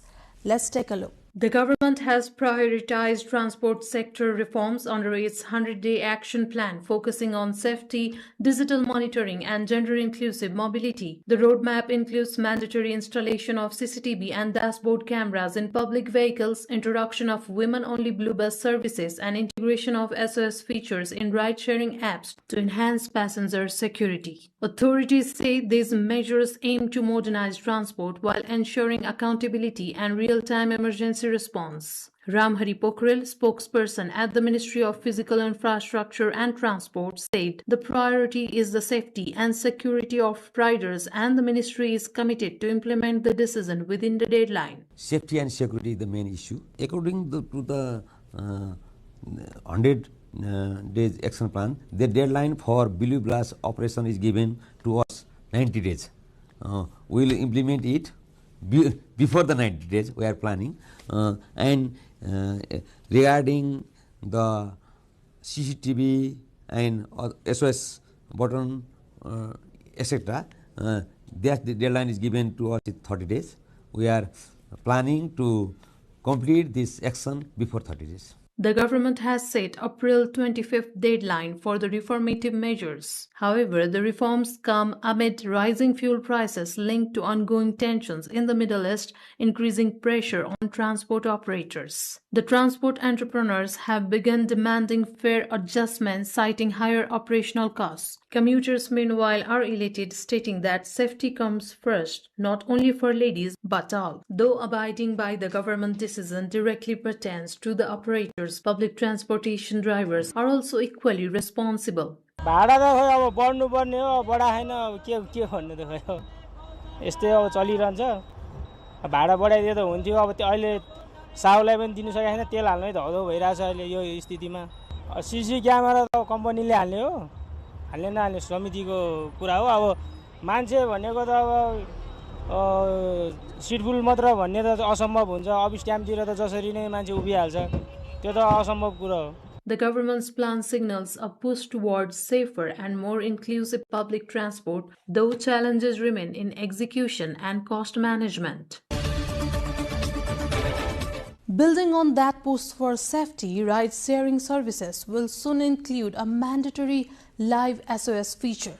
By April 25, all apps must enable a one-tap system that sends real-time location and trip details directly to Nepal Police. If you are one of the millions navigating the streets via ride-sharing services, your safety just got a massive digital upgrade. Under the government of Nepal's 100-point agenda for governance reform, a landmark safety rule is now in effect. Initiated by the Ministry of Physical Infrastructure and Transport, this isn't just another policy, it's a direct response to ensure commuters' safety. The ministry has set a strict deadline by April 25, 2026. Every ride-sharing platform must have a fully functional SOS button. This isn't just a call button, it's a digital bridge to Nepal Police Control Room. In a high-stress situation, you might not be able to speak or you might not know exactly where you are. That's when you hit the SOS button. With the new SOS feature rule, the moment you tap that red shield, a digital package is instantly sent to the police. Number 1,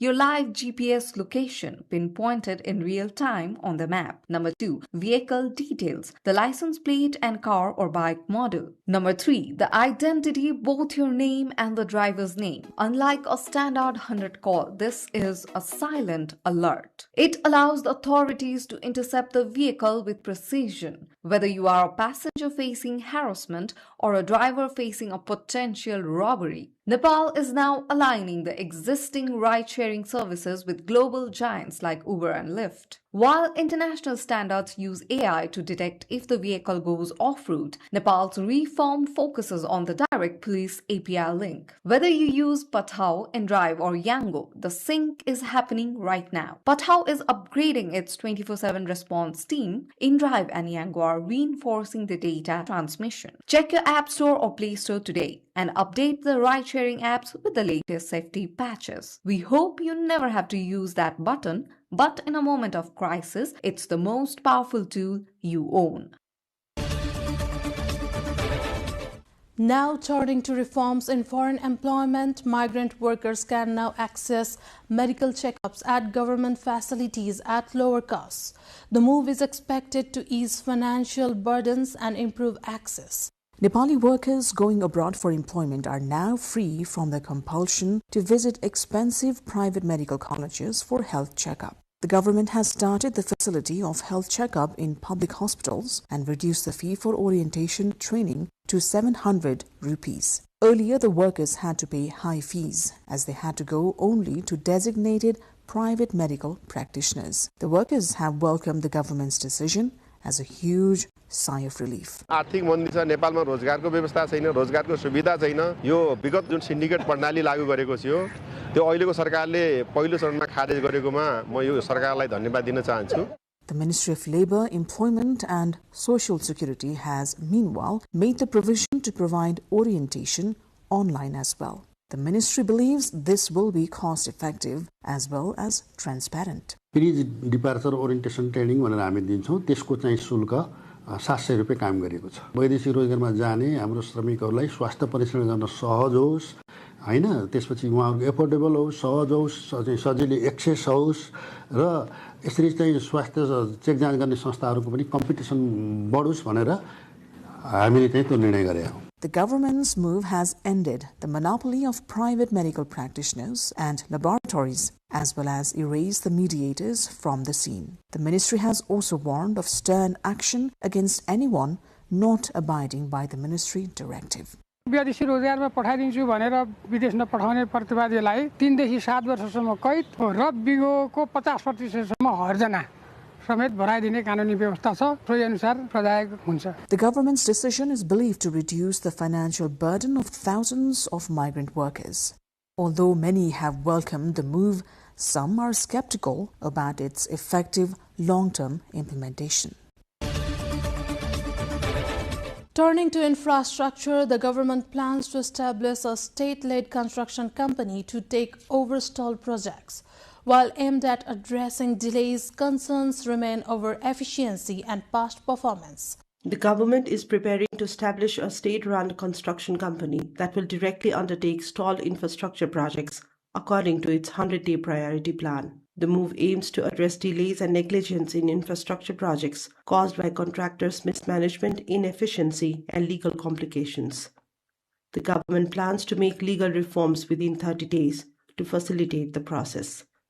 Under the proposed policy, the state construction company will not compete with private contractors in bidding processes. However, it will take over projects if contractors show negligence, attempt to create a syndicate, or fail to perform. सरकारले पूर्वाधार company खडा गरिनु आवश्यक छैन नियम कानुन र काम गर्ने वातावरण चाहिँ उपलब्ध गराइदिएर नेपालमै भएका निर्माण व्यवसायलाई रोजगारी सृजना गर्ने चाहिँ सरकारले भूमिका निर्माण गर्नुपर्छ भन्ने मेरो मान्यता छ र जुन निर्माण कम्पनी उहाँले निर्माण गर्नुभएको छ निर्माण व्यवसायीहरूको रोजीरोटी नखोसियोस् किनभने निर्माण व्यवसायले धेरै ठूलो लगानी गर्नुभएको छ त्यो लगानी फेरि सरकारले आफै फेरि किन गरिरहनु पर्यो निर्माण व्यवसायीहरुकै क्षमता वृद्धि गरेर निर्माण व्यवसायलाई सक्षम बनाएर आयोजना समयमा सम्पन्न गर्ने दिउ आयोजना बनाउने धारणा लिनुपर्छ According to the policy under point 49 section D, if a public infrastructure tender fails twice or if a contract has to be terminated due to contractor's negligence, the government will assign the project directly to the state construction company.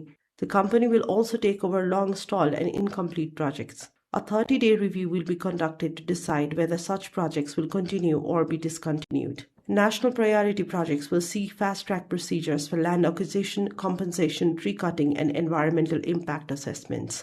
त्यो दुई हिसाबले राम्रो छ एक त जुन कुनै निजी निर्माण व्यवसायी मित्रहरूले छोडेको काम चाहिँ त्यो कम्पनीले गर्ने भयो एउटा फाइदा अनि दोस्रो कुरो के हुन्छ भने कहिलेकाहीँ चाहिँ निजी क्षेत्रका निर्माण व्यवसायीहरू चाहिँ आपसमा मिलोमतो गर्न सक्नु होला हामीलाई थाहा नहुने गरी अनि त्यस्तोमा चाहिँ सरकारी निर्माण व्यवसायी अथवा सरकारी निर्माण कम्पनी पनि त्यो प्रतिस्पर्धामा भाग लिन पाउने हो त्यसले गर्दाखेरि त्यो सरकारी निर्माण कम्पनीसित प्रतिस्पर्धामा उहाँहरू आउनुपर्छ उहाँहरू भित्र मिलोमतो गर्न पाउनु न त्यसको हिसाबले चाहिँ त्यसले त फाइदा छ The government plans to introduce an integrated and automated approval system. The initiative also aims to break what authorities describe as a contractor syndicate that delays projects through repeated deadline extensions.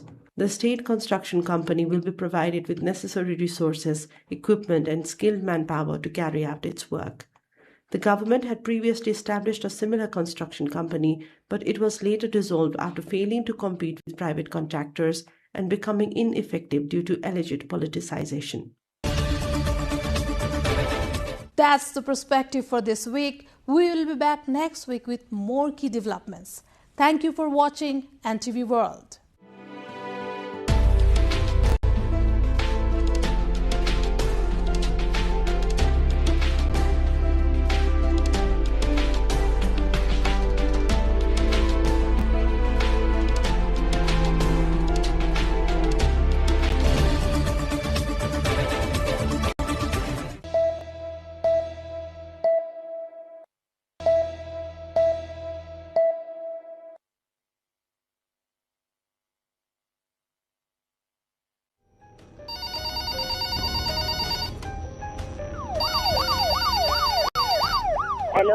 Hello हजुर यो lifting नै गर्न पर्ने देखियो अब एक दिन लाग्छ हिँडेर पठाउन नसकिने अवस्था हो अब सरको नम्बर टेक्स्ट गरिदिनु हजुर हजुर म उहाँसँग कुरा गर्छु है एउटा केस आएको छ एकदम इमर्जेन्सी सुत्केरी हुन नसकेको अक्सिजन चाहिने हो होइन के छ म एयरपोर्टमै छु विदिन 10 मिनट्समा रिसिभ गरेर म रेडी भइहाल्छु रेडी कन्डिसनमा बस्ने भनिदिनुहोस् म यहाँबाट म्याक्सिमम 40 मिनटमा म ल्यान्ड गरिहाल्छु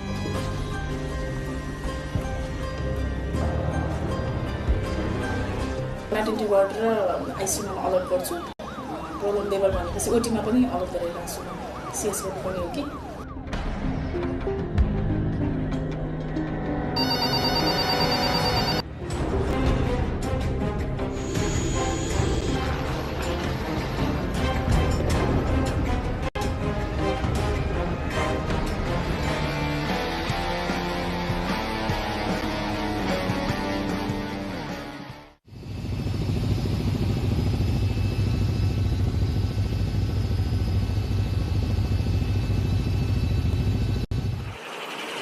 बागलुङ जिल्ला बुर्तिबाङकी 17 वर्षीय गर्भवती महिलाको हवाई उद्धार गरिएको दृश्य हो यो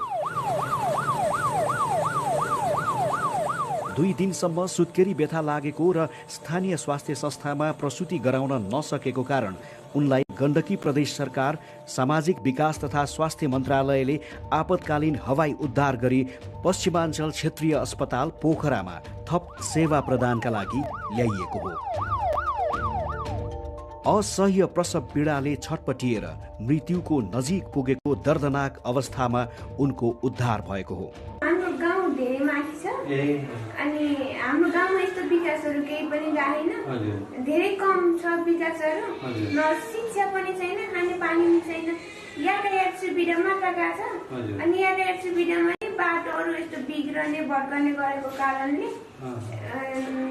गाडी आउन ढिला गर्यो गर त्यस्तै सानो उमेरको गर्भवती 2 जना हुनुहुन्छ उनीहरूलाई नि मलाई जस्तो नपरोस् होइन मेरो जस्तो बच्चा नहोस् उनीहरूलाई नि यो सुविधा पाउन् उनीहरूले भन्ने नेपालमा भौगोलिक विकटता गरिबी तथा स्वास्थ्य संस्थामा पहुँचको अभावका कारण समयमा प्रसुति सेवा नपाउँदा हरेक वर्ष लगभग 1400 गर्भवती महिलाहरू तथा नवजात शिशुहरूले अकालमा ज्यान गुमाउने गर्दछन् नेपालमा विशेष गरी प्रसुति कहाँ गराउने भनेर निर्णय गर्न ढिलाइ स्वास्थ्य संस्था पुग्न ढिलाइ तथा स्वास्थ्य संस्था पुगिसकेपछि पनि उपचार पाउन ढिलाइ आदि कारणबाट मातृ मृत्यु हुने गरेको पाइएको छ नेपालको संविधानको धारा 38ले प्रत्येक महिलालाई सुरक्षित मातृत्व र प्रजनन स्वास्थ्य सम्बन्धी हक प्रदान गरेको छ गर्भावस्था एक संवेदनशील अवस्था हो नेपाल सरकारले प्रसुति सेवालाई आकस्मिक स्वास्थ्य सेवा अन्तर्गत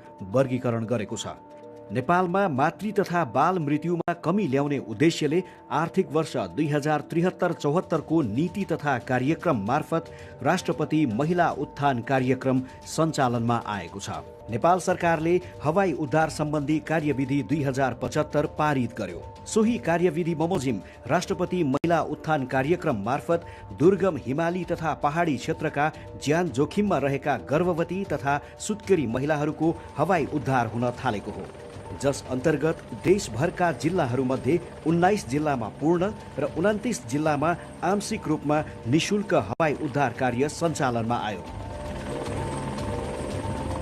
हालसम्म देशभरका 625 जना जोखिममा परेका गर्भवती तथा सुत्केरी महिलाहरूको हेलिकप्टरबाट निशुल्क हवाई उद्धार भइसकेको छ विगत 2073 देखि स्टार्ट भएको यो सुत्केरी तथा महिला उत्थान कार्यक्रम तर यो 2075 सालतिर आएर चाहिँ हाम्रो यो MU अन्डरस्ट्यान्डिङ यो महिला तथा बालबालिका मन्त्रालय र नेपाली सेना बीच भएको र त्यसले गर्दाखेरि हाम्रो यो प्रक्रियाहरू चाहिँ एक्सपिडाइट हुने अलिकति प्रभावकारी भएको छ र हाम्रो डाटाले पनि के बताउँछ भन्दाखेरि 75 सालदेखि 76 यता हेर्ने भने हरेक रेस्क्यु चाहिँ डबल नम्बर अफ रेस्क्यु चाहिँ डबल भइरहेको छ 75 सालमा जम्मा 24 वटा आर्मीले गरेका छन् भने 76 सालमा आउँदाखेरि चाहिँ त्यो चाहिँ 80 हुँदै 160 हुँदै यसरी बढ्दो क्रम छ यो चाहिँ हामीले यसो मेरो पर्सनल ओपिनियनमा चाहिँ के लाग्छ भन्दाखेरि हाम्रो यो मन्त्रालय मार्फतबाटको जुन अवेरनेस प्रोग्राम त छँदैछ त्यस बखत जुन हाम्रो यो नेपाली सेनाको हेलिकप्टर चाहिँ गाउँ गाउँमा पुग्दाखेरि चाहिँ मान्छेहरूलाई चाहिँ किन हेलिकप्टर आएछ भन्ने कुराको चासोले गर्दाखेरि चाहिँ त्यो गाउँ गाउँमा चाहिँ एउटा अवेरनेस हो हेलिकप्टरले चाहिँ नेपाली सेनाको हेलिकप्टरले चाहिँ सुत्केरी महिला रिसिभ गरेको छन् भन्दाखेरि चाहिँ त्यो हेलिकप्टरको आवाज र त्यो हेलिकप्टर त्यो गाउँमा घुमेको हिसाबले चाहिँ त्यहाँको स्थानीयहरू पनि अहिले यो सम्बन्धी चाहिँ अवेर हुँदै आएका छन् र यसले चाहिँ एउटा पोजिटिभ मेसेज गएको छ यो हेलिकप्टरले रेस्क्युले गर्दाखेरि चाहिँ हजुर मोड अफ अपरेसन नै अलिकति फरक हुन्छ हाम्रो जुन मेन्टल स्टेट हुन्छ सकेसम्म समयमा नै पुगौँ र समयमा नै सुत्केरी महिलाहरूलाई चाहिँ नजिकको हस्पिटलमा पुर्याइदिउँ भन्ने हाम्रो मनसाय रहेको हुन्छ। सङ्घीय सरकारको उक्त हवाई उद्धार कार्यक्रम सञ्चालनमा आएसँगै गण्डकी प्रदेश सरकारले पनि प्रशासकीय ऐन 2075 को दफा 2 ले दिएको अधिकारको प्रयोग गरी जोखिममा परेका गर्भवती र सुत्केरी महिलाहरूको हवाई उद्धार कार्यविधि 2080 लाई कार्यान्वयनमा ल्याएको छ। सोही कार्यविधि अनुसार हाल गण्डकी प्रदेशमा गर्भवती तथा सुत्केरी महिलाहरूको जटिलता व्यवस्थापन कार्यक्रम अन्तर्गत निशुल्क हवाई उद्धार सेवा सञ्चालनमा आएको छ। ठूलो महत्वाकांक्षा र प्राथमिकताका साथ सञ्चालनमा ल्याइएको यस कार्यक्रम मार्फत हालसम्म 56 जना जोखिममा परेका गर्भवती तथा सुत्केरी महिलाहरूको हवाई उद्धार भइसकेको छ।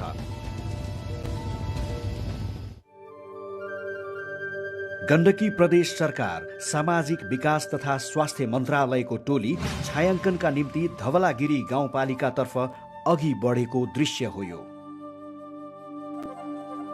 टोली जति अघि बढ्दै जान्छ त्यति नै सुन्दर प्राकृतिक छटाहरू देखा पर्दै जान्छन्। अनुपम सौन्दर्य तर जोखिमपूर्ण यात्रा, प्राकृतिक मनमोहक दृश्य अनि दुर्गम बस्तीहरू, यस्तै अद्भुत अनुभूतिहरूसँग रमाउँदै टोली ताकम गाउँ पुग्दछ। मसाले काम हुँदा मात्रै अब छरिने हैन, चराउने राम्रोसँग अनि पाली नतिर जानु भएन हैन। हालसम्म यस धवलागिरी गाउँपालिकाबाट 7 जना जोखिममा परेका गर्भवती महिलाहरूको हवाई उद्धार भइसकेको छ र यस ताकम गाउँबाट मात्रै 3 जना गर्भवती महिलाको हवाई उद्धार गरी आमा र शिशुको ज्यान जोगाउन गण्डकी प्रदेश सरकार सफल भएको छ। यसै महत्त्वलाई आत्मसात गर्दै धवलागिरी गाउँपालिकाले आफ्ना 7 वटै वडाहरूमा एक-एकवटा हेलिप्याडको निर्माण समेत गरिसकेको छ। टोलीको गन्तव्य भने धवलागिरीको अर्को गाउँ मुदी रहेको थियो। चिसो हुस्सु र कुहिरो छिचोल्दै भीर पाखाको रोमाञ्चक तर जोखिमपूर्ण यात्रा गर्दै टोली साँझको समयमा आफ्नो गन्तव्यमा पुग्दछ। केही थकान त केही उत्साह साथमा लिएर पुगेको टोलीलाई मुदी गाउँका स्थानीयले गरेको सत्कारले थप ऊर्जाशील बनाइदिन्छ। गाउँमा आफ्ना छोरी बुहारीलाई बचाउन मद्दत गर्ने मन्त्रालयका अधिकारीहरूलाई स्वागत गर्न पाउँदा उनीहरूको खुसीको सीमा थिएन। पाहुनाको स्वागतको लागि कोही मकै भुट्नमा व्यस्त देखिन्थे भने कोही सांस्कृतिक कार्यक्रमको आयोजनामा खटिएका थिए।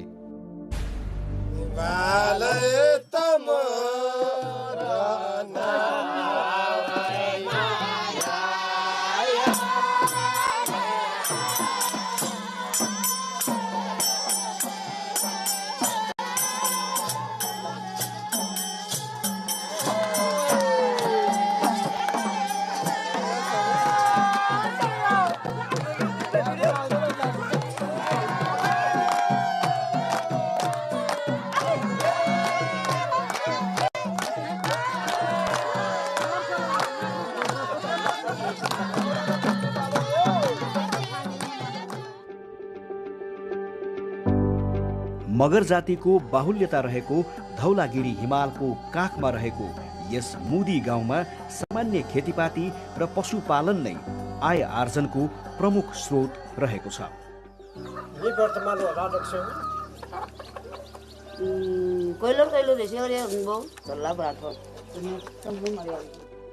यहाँ एउटा स्वास्थ्य चौकी अवस्थित छ।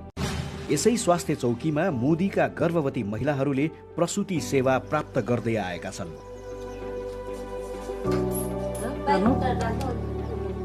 प्रसङ्ग 2077 माघ 18 गतेको हो। यहाँकी स्थानीय महिला मीना पुनलाई 2 दिनसम्म प्रसव पीडाले च्याप्दछ। कमजोर भई लगभग बेहोस हुने अवस्थामा पुगेकी उनलाई समयमा नै गण्डकी प्रदेश सरकारले आपतकालीन हवाई उद्धार गरी पश्चिमाञ्चल क्षेत्रीय अस्पताल पोखरामा प्रसूति गराई सकुशल आमा र शिशुलाई घर फर्काइदिन्छ। यिनै मीना पुन र उनको परिवारलाई भेट्न यो टोली मुदी पुगेको हो। हवाई उद्धार गरी जन्मिएकी उनकी छोरी अहिले हिँडडुल गर्ने भइसकेकी छिन्।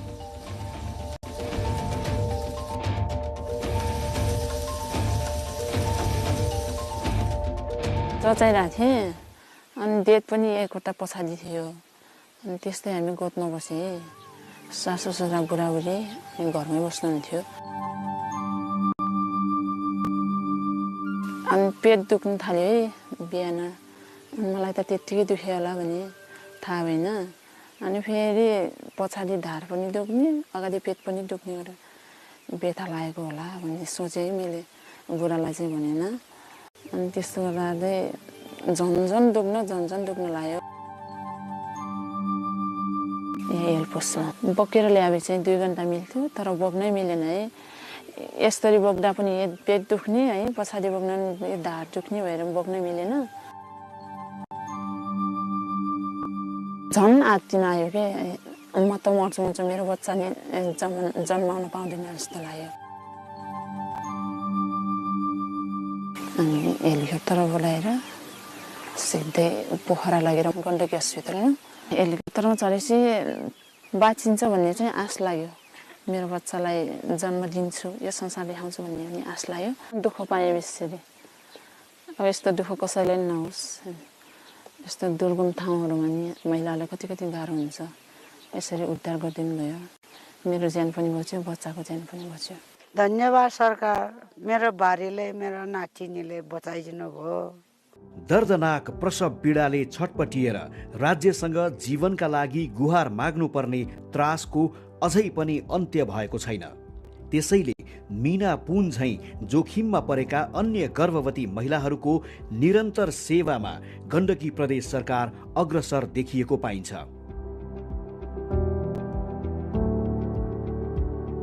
सुत्केरी भएको 45 दिनभित्र कुनै समस्या देखिए नजिकको अस्पताल पुर्याएर निशुल्क उपचार गराउने प्रावधान समेत यस कार्यक्रममा रहेको छ।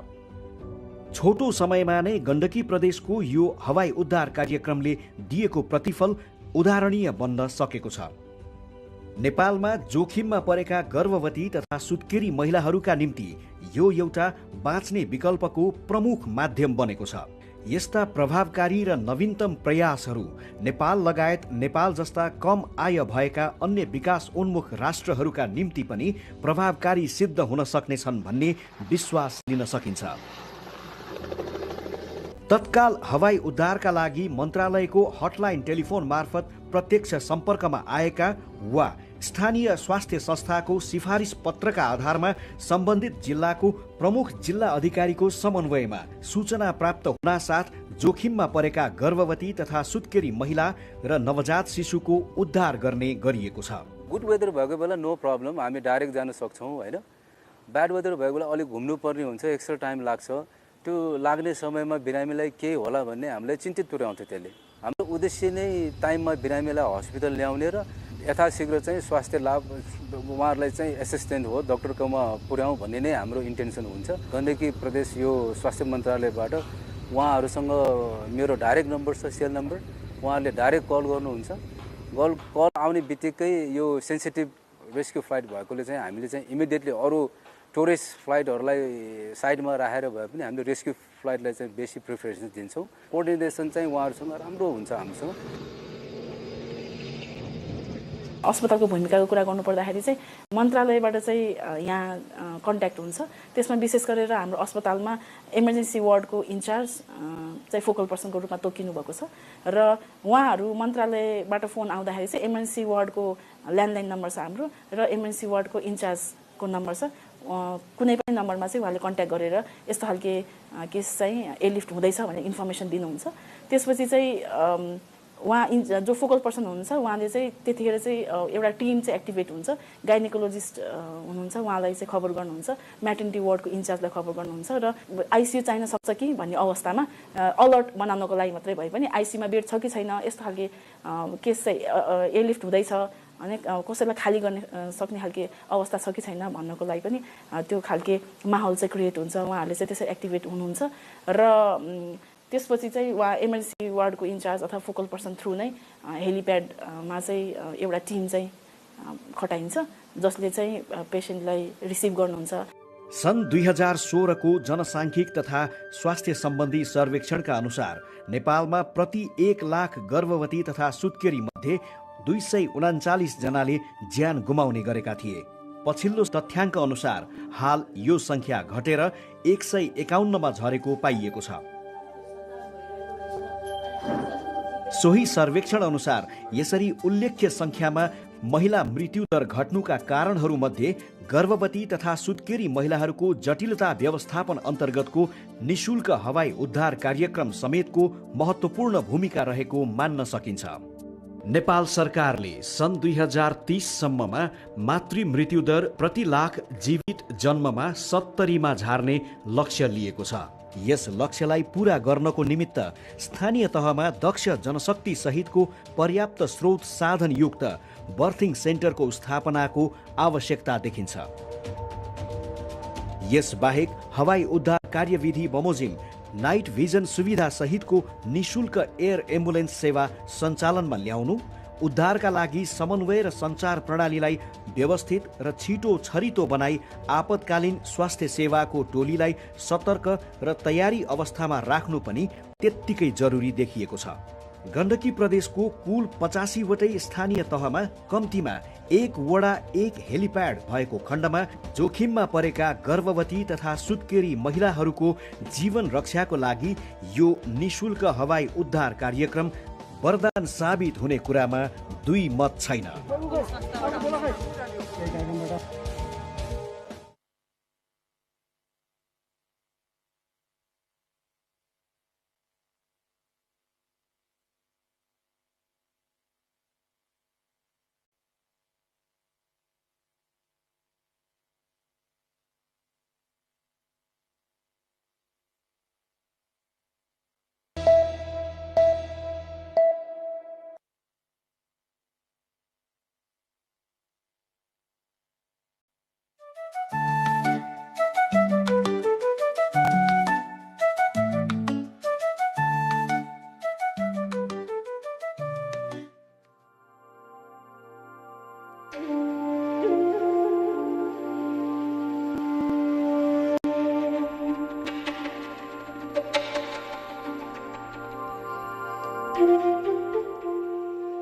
Home Bahadur Tamang, a gifted Thangka artist from the spiritual heart of Buddha, has turned his craft into a global bridge between tradition and business. Thangka चाहिँ मैले 1970 सिक्न सुरुवात गरेको। मेरो टिचर चाहिँ म भन्दा अघिल्लो मेरो दाइ हो, साइला दाइ। मेरो चाहिँ बाउपादेखि नै कलाकार हुनुहुन्थ्यो। पाटन, भक्तपुर, छामेल, दरबार स्क्वायरमा यसै पसल बेच्ने काम हुन्थ्यो। अनि त्यो बेच्दा मैले यो थाङ्गा चाहिँ विदेशीले किन्दो रहेछ, आफैले विदेशसँग बेच्नुपर्छ भन्ने अलिकति मनमा मलाई अलिकति सोच आयो। त्यसपछि मैले 2050 सालमा यहाँ सुरु गरेँ, आजभन्दा 32 वर्ष अगाडि। What began as a young artist's journey through the streets of Kathmandu has blossomed into a thriving enterprise where sacred art meets business and tourism.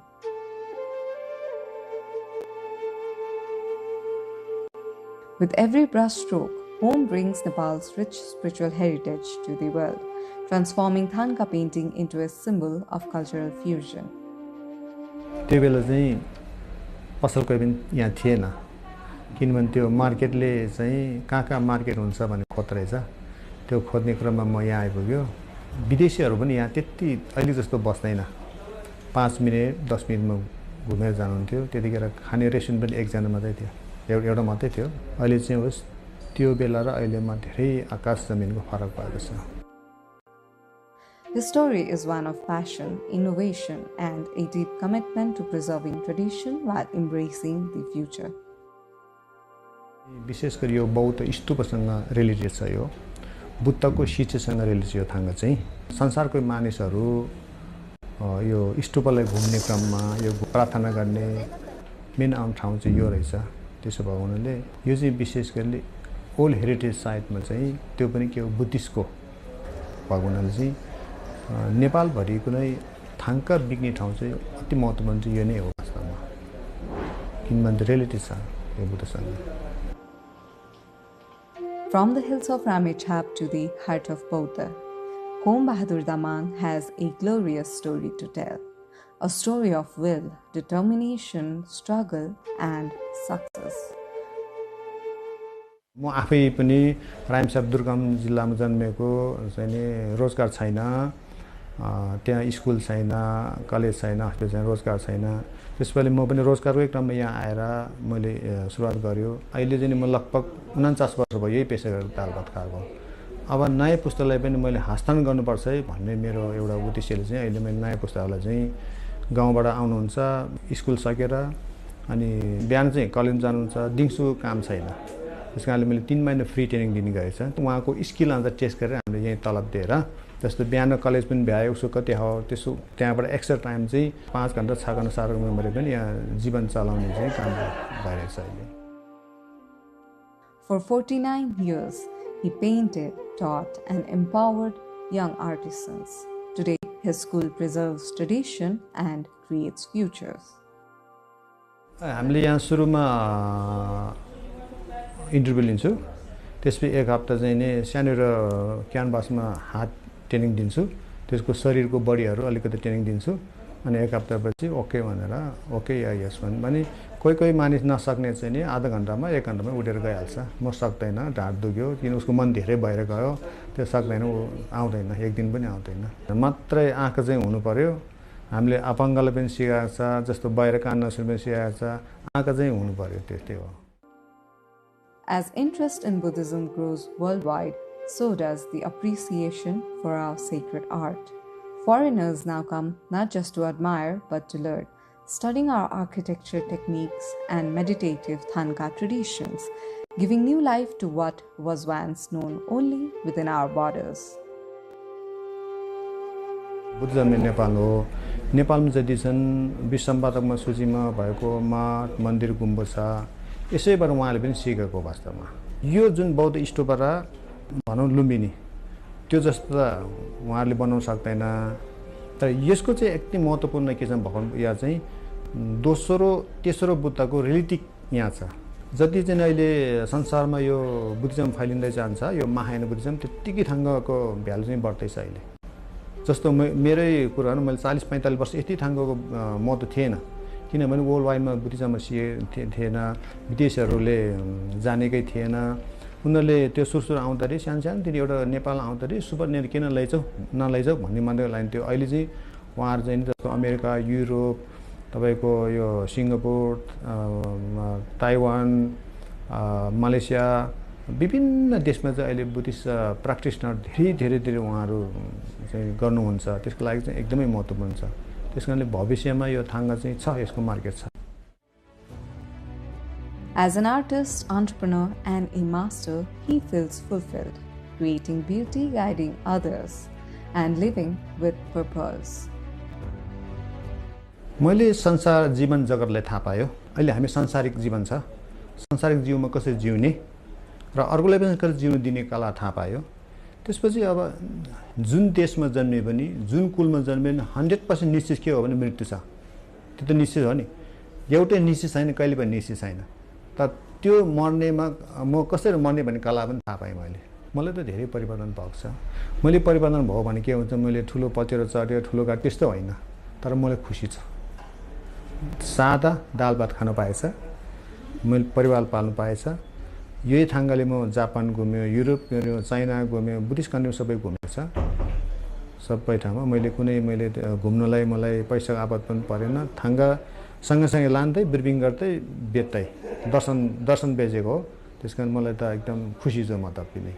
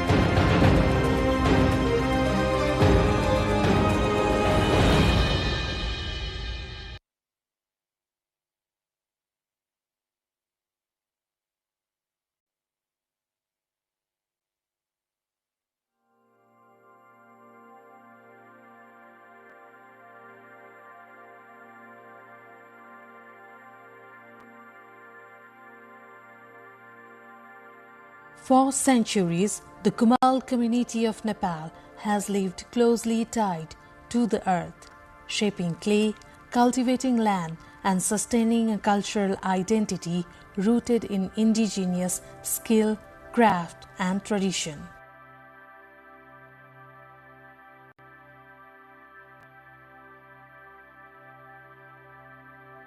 Recognized as one of Nepal's marginalized indigenous nationalities, the Kumails traditionally settle in the hilly regions and inner Tarai plains.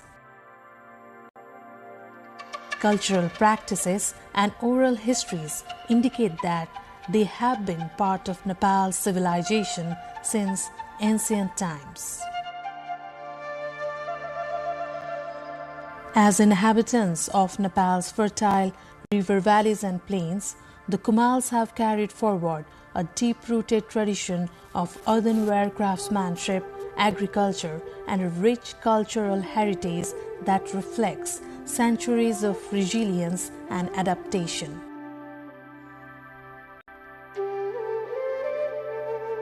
Their pottery has been more than household utility. It has been a marker of identity, livelihood, and cultural continuity. Today, as modern vessels replace handmade earthen vessels, the Kumails find themselves preserving not only a profession but a heritage passed down through generations. According to an ancient belief, clay work began at the time of creation when Prajapati, the son of Brahma, molded the first earthen vessel using Sudarshan Chakra of Lord Vishnu. The Sanskrit term Kumbhakar, meaning pot maker, gradually transformed, becoming Kumhar and eventually Kumail. Even today, pottery remains spiritually and culturally significant for the community. In Kumail settlements, soil is not just the ground beneath their feet.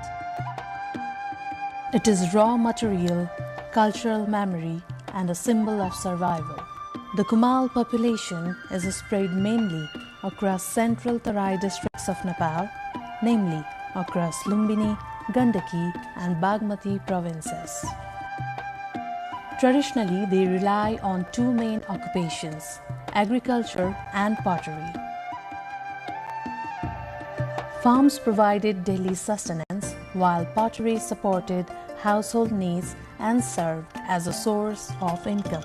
Community life historically revolved around extended family systems, with shared labor, collective participation in rituals, and a strong sense of belonging to ancestral land.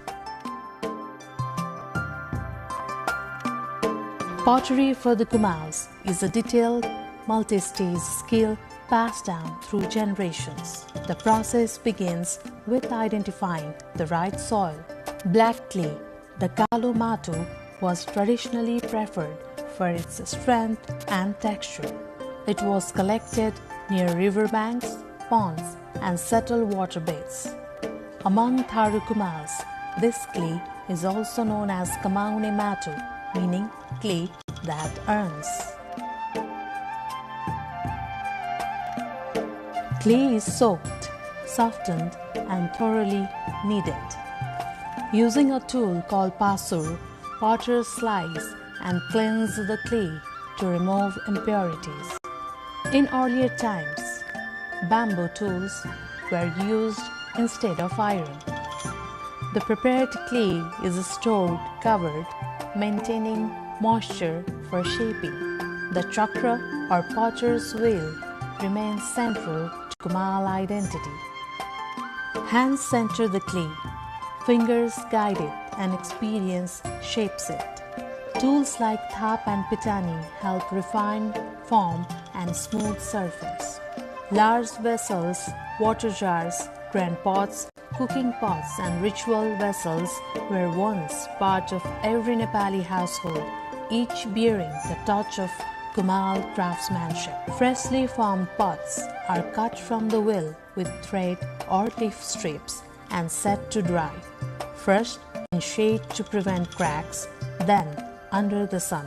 A reddish clay called kabish matu is applied for finish and strength. The firing structure, awa or auri, is built from wood, straw, husk and cow dung. Pots are stacked carefully, forming a dome-like structure covered with hay and soil. The firing process takes up to 3 days. The Kumals maintain rich intangible heritage through customs, rituals, music and dance. The Keli dance is one of the most distinctive cultural expressions of the Kumals. Traditionally performed by men dressed as women, it is associated with community celebrations and spiritual belief.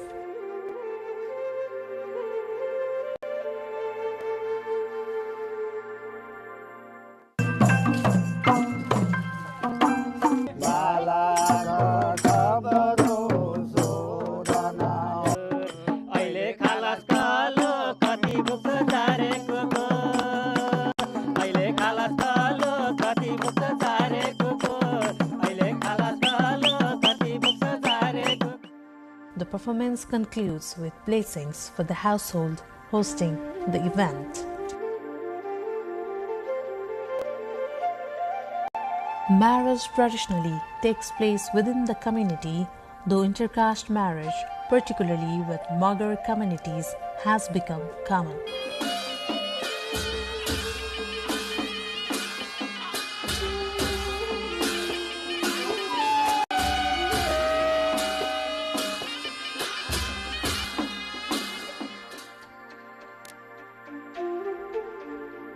आधा नेन बुढी चिउरा त्यहाँबाट पोक्कै नेन बुढी चिउरा पोक्कैले बुढी चिउरा पुरै Samdi is also popular in this culture, where fathers of bride and groom go through a physical battle as a part of entertainment.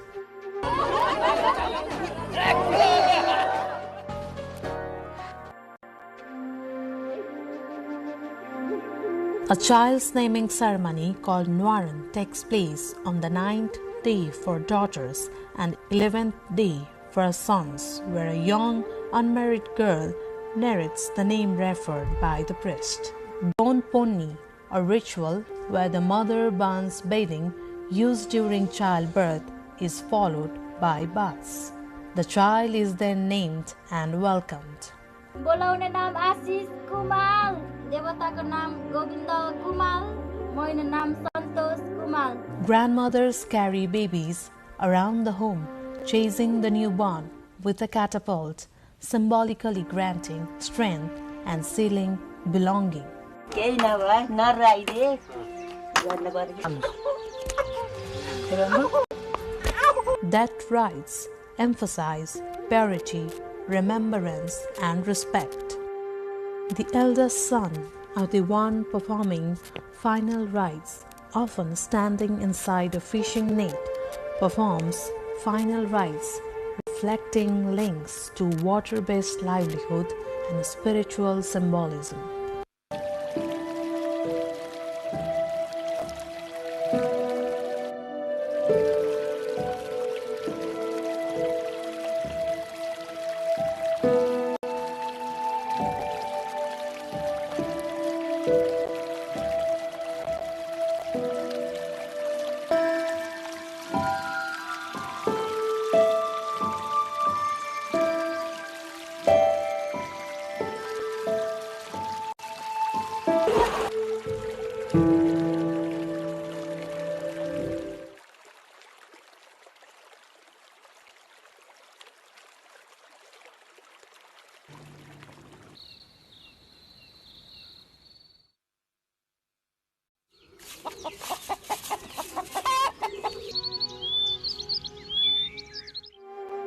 Among the many Kumal rituals, ancestral worship, Kul Puja is considered the most important.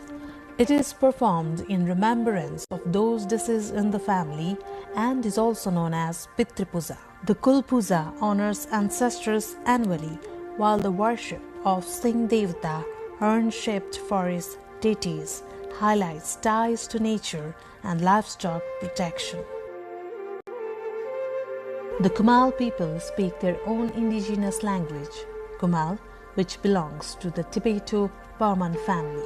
However, due to increasing influence of Nepali language and modernization, the use of Kumail language has been declining, and community efforts continue to revive it through cultural programs and schools. Most Kumails practice Hinduism, worshipping deities such as Brahma, Vishnu, Shiva, and local protective gods and goddesses. Ancestral worship and belief in nature spirits hold deep cultural importance. Traditional attire for men includes white clothing and the dhaka topi, while women wear black blouses, traditional skirts, and red shawls, often adorned with local jewelry. With industrial materials such as aluminum, steel, and plastic replacing clay vessels, the demand for traditional pottery has sharply declined. Many Kumail families have moved to agriculture, labor, service work, or small businesses. Modern education and new employment opportunities are reshaping the choices of younger generations. Their hands do not merely shape clay, they sculpt culture, memory, and the foundation of Nepal's artistic soul. The Kumail community stands at a historic crossroads between tradition and modernity, memory and transition. Their identity is closely tied to clay, yet their future relies on adapting to changing socio-economic landscapes. Their story is not only about pottery, but resilience of a people who shaped Nepal's cultural foundation long before industry and technology. The preservation of Kumail heritage is not a matter of nostalgia. It is a recognition of indigenous knowledge, cultural diversity, and history shaped by hands that turn earth into life. If the story of Nepal is one of civilizations formed by soil and river, then the Kumail legacy will always remain at its foundation.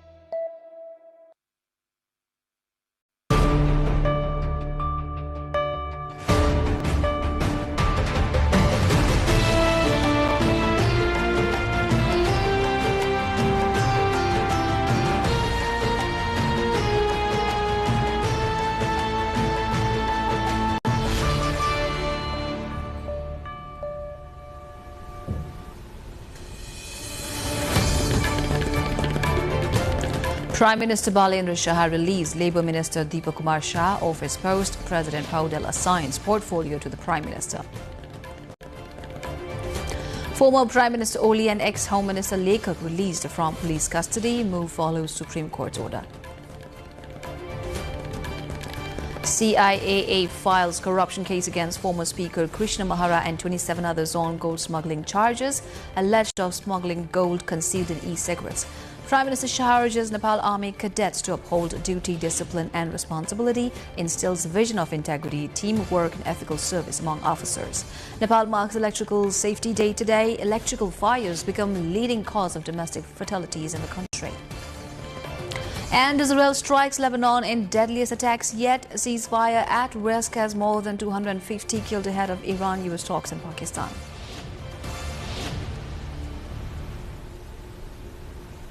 Hello there, I'm Smita Gising Tamang. Welcome to NTV World News Hour, coming to you live from Kathmandu at 2200 hours Nepal time. The news in detail.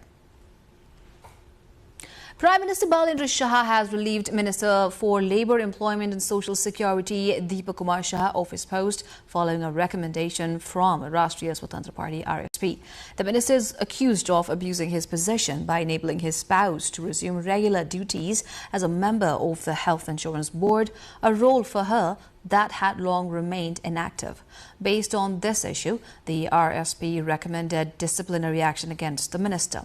The move comes after the party raised concerns over alleged misconduct and its impact on internal discipline and public trust. Similarly, the meeting also recommended the government warn Minister for Health and Population Nisha Mehta for not demonstrating the expected sensitivity in such a serious matter. The minister had already been warned, it is said. Soon after, President Ramchandra Paudel assigned the portfolio of the Ministry of Labour, Employment and Social Security to Prime Minister Shah himself. According to the Office of the President, the decision is part of changes made to the cabinet formed on March 27 based on the Prime Minister's recommendation. With the latest reshuffle, Nepal's cabinet now comprises 14 members. Nepal police has released former Prime Minister KP Sharma Oli and former Home Minister Ramesh Lekhak following a Supreme Court directive. Both leaders had been taken into custody as part of the implementation of the Genset Movement Investigation Commission's recommendations. Oli was arrested on March 28 from his residence in Bhaktapur over alleged suppression during the movement. After his arrest, Oli's wife Radhika Shakya filed a habeas corpus petition at the Supreme Court claiming illegal detention. The court ordered the investigation to be completed by 9th April and instructed conditional release if it was not finalized. Acting on the Supreme Court order, Oli was released on bail with his family responsible for his appearance, according to SP Pawan Kumar Patrai, spokesperson for the Kathmandu District Police. Although released, Oli is expected to remain at Tribhuvan University Teaching Hospital for a few days to receive medical treatment. Nepal's anti-corruption body CIAA has filed a case against former House of Representatives Speaker Krishna Bahadur Mahara and 27 others in connection with an alleged gold smuggling operation at Tribhuvan International Airport. Authorities say the accused hid illegal gold inside electronic cigarettes, vapes, to bypass customs checks. Alongside Mahara, the case names former Airport Customs Chief Arun Pokhrel, senior customs officers, several junior officers and multiple private individuals, including foreign nationals from China, Belgium and India. The Commission has demanded a total compensation of more than 778 million Nepalese rupees, approximately $6.5 million from those involved. The anti-graft body assistant spokesperson Ganesh Bahadur Adhikari said the case reflects the Commission's commitment to cracking down on high-profile corruption and cross-border smuggling. Nepal's Prime Minister Balendra Shah has asked the Nepali Army officer cadets to remain dedicated to the nation's service by being dutiful, disciplined and responsible. Addressing the passing out parade held today at Nepali Army Academy, Karipati, marking the commissioning of officer cadets as army officers, the Prime Minister instructed the army officers to remain alert to their duty by remaining within military ethics, chain of command and discipline.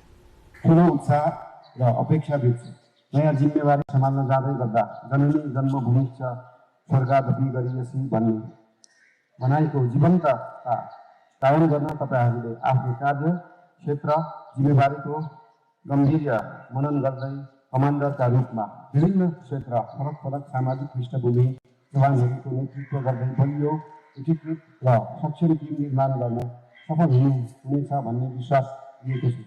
साथै तपाईहरुले आफ्नो सैनिक जिम्मेवारी, सैनिक आचरण, chain of command र अनुशासनलाई हृदयंगम गर्दै आफ्नो दायित्वप्रति सदैव सजग र कर्तव्यनिष्ठ रहनुहुनेछ भन्नेमा म पूर्ण विश्वास छु। On the occasion, Prime Minister Shah provided kukuri and stick as the symbols of excellence to the outstanding officer cadets. During the same event, Chief of Army Staff Ashok Raj Sigdal provided the Nepal Military Academy NMA medallion to 3 trainee officer cadets participating from Kenya and Zambia. So far, a total of 6,734 Nepal Army officials and 1,608 technical officers have received training from the NMA.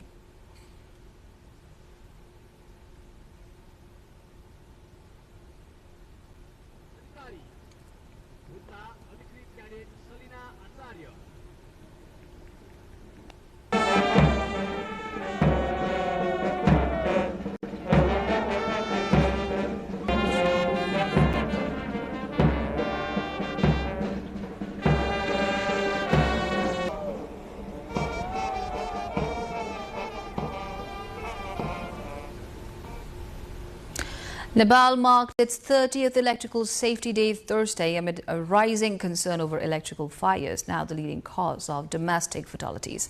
Recent NDRRMA data show over 95% of the 104 fire-related deaths in the past year were due to electrocution, with total casualties climbing from 238 in 2016-17 to 507 in 2024-25. Experts cite outdated wiring, overloaded sockets and low-quality electrical equipment as key risks. Urban homes are particularly vulnerable, with over 60% of domestic fires linked to electrical faults. Authorities urge safety measures including MCBs, ELCBs, proper earthing and avoiding overloading plugs, especially as pre-monsoon thunderstorms approach. Israeli Prime Minister Benjamin Netanyahu vowed Thursday to keep striking Hezbollah wherever necessary, one day after Israeli attacks killed more than 200 people and wounded over 1,000 in Lebanon. Netanyahu said Israel will continue hitting the militant group with force, precision and determination until security is restored to northern Israel. The Israeli military says it struck 2 key Hezbollah river crossings and roughly 10 weapons storage facilities overnight, while ground operations in southern Lebanon continue. Hezbollah fired rockets toward Israel Thursday morning in response, claiming Israel violated a newly announced U.S.-Iran truce. Washington and Tehran agreed Wednesday a 2-week ceasefire and negotiations aimed at ending a conflict that has killed thousands and shaken the global economy. Lebanon has declared Thursday a national day of mourning. Trivandrum club secured a dominant 7-wicket victory over Sudur Paschim province in the Prime Minister Cup one-day national cricket tournament. Chasing a target of 151 runs at the Ram Janki ground in Janapur, Army comfortably reached the total in just 20 overs, losing only 3 wickets to extend their unbeaten streak in the tournament. Captain Binod Bhandari led from the front with an outstanding century, scoring 100 runs off 75 balls, including 5 sixes and 10 fours. Earlier, Sudur Paschim, opting to bat first after winning the toss, were bowled out for 150 runs in 38.1 overs. Narayan Joshi was the top scorer with 63 runs. Army's bowling attack was spearheaded by Bashir Ahmed, who claimed an impressive 5-wicket haul. Shahab Alam and Narain Saud contributed with 2 wickets each. With this win, Army sit at the top of the points table with 13 points from 7 matches, while Sudur Paschim remains second with 10 points. Electrical fires are a leading cause of death in Nepal, with most incidents linked to faulty wiring and overloading. As the country marks Electrical Safety Day, concerns remain over how to prevent these avoidable tragedies. More on this in our segment Issue of the Day after this break.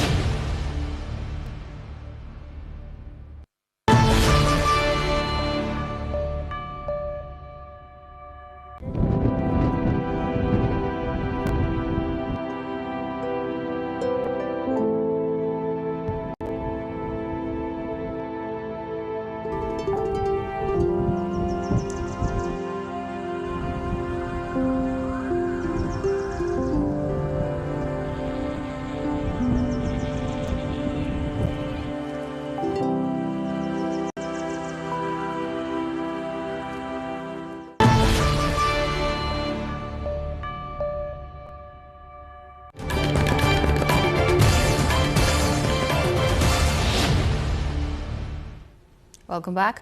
You're with NTV World News Hour and I'm Smitu Gising Tamang. Now we turn into our issue of the day. Electrical fires are the leading cause of domestic fatalities in Nepal. Of the 104 fire-related deaths within last 12 months in Nepal, more than 95% are due to electrocution. As the country marked the 30th Electrical Safety Day, experts point out outdated wiring and overloading as the major reasons. Savika Shrestha looks into the numbers. Nepal marked its 30th Electrical Safety Day Thursday with growing concern over a sharp rise in electrical fires, now identified as the leading cause of domestic fire disasters nationwide. Recent data from National Disaster Risk Reduction and Management Authority (NDRRMA) show upward trend in electrical accidents over the past decade. Casualties have climbed from 238 in fiscal year 2016-17 to a peak of 507 in 2024-25, including 406 deaths. In the current fiscal year 2025-26, 306 casualties have already been recorded, reinforcing warnings that annual fatalities consistently exceed 300. Authorities describe electricity as a silent killer, as many incidents occur suddenly and spread rapidly. In urban areas, over 60% of domestic fires are now linked to electrical faults. The increasing use of high-powered appliances such as air conditioners, heaters, and geysers on aging wiring systems has significantly heightened the risk. Many homes lack the capacity to handle such loads, leading to overheating and short circuits. The problem is compounded by the widespread use of low-quality wires, uncertified multiplugs, and poor installation practices.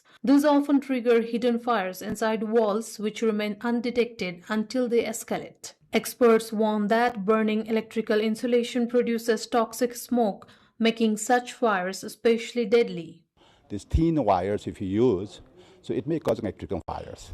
Even then we use that because of this economic condition, or it's cheaper, or even someone may, may give you some false information. So because of that, we use that low standard things that causes fire.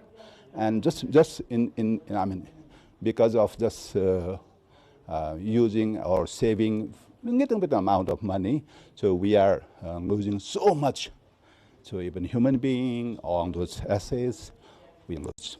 Data shows Madhya province records the highest number of fatalities, followed by Kosi and Bagmati provinces. Power surges caused by lightning strikes frequently damage household electrical systems, especially in homes without proper grounding or lightning protection. Authorities have urged people to follow essential safety practices. Normally, in the hilly region, so there are the standard compliance is very poor, practice is very poor.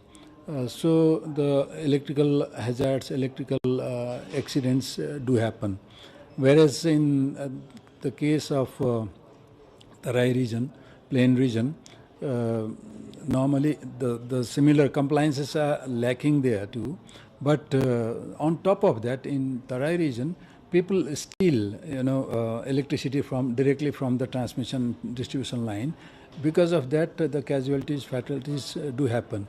So this is one of the additional cause of fatalities in the Tarai region.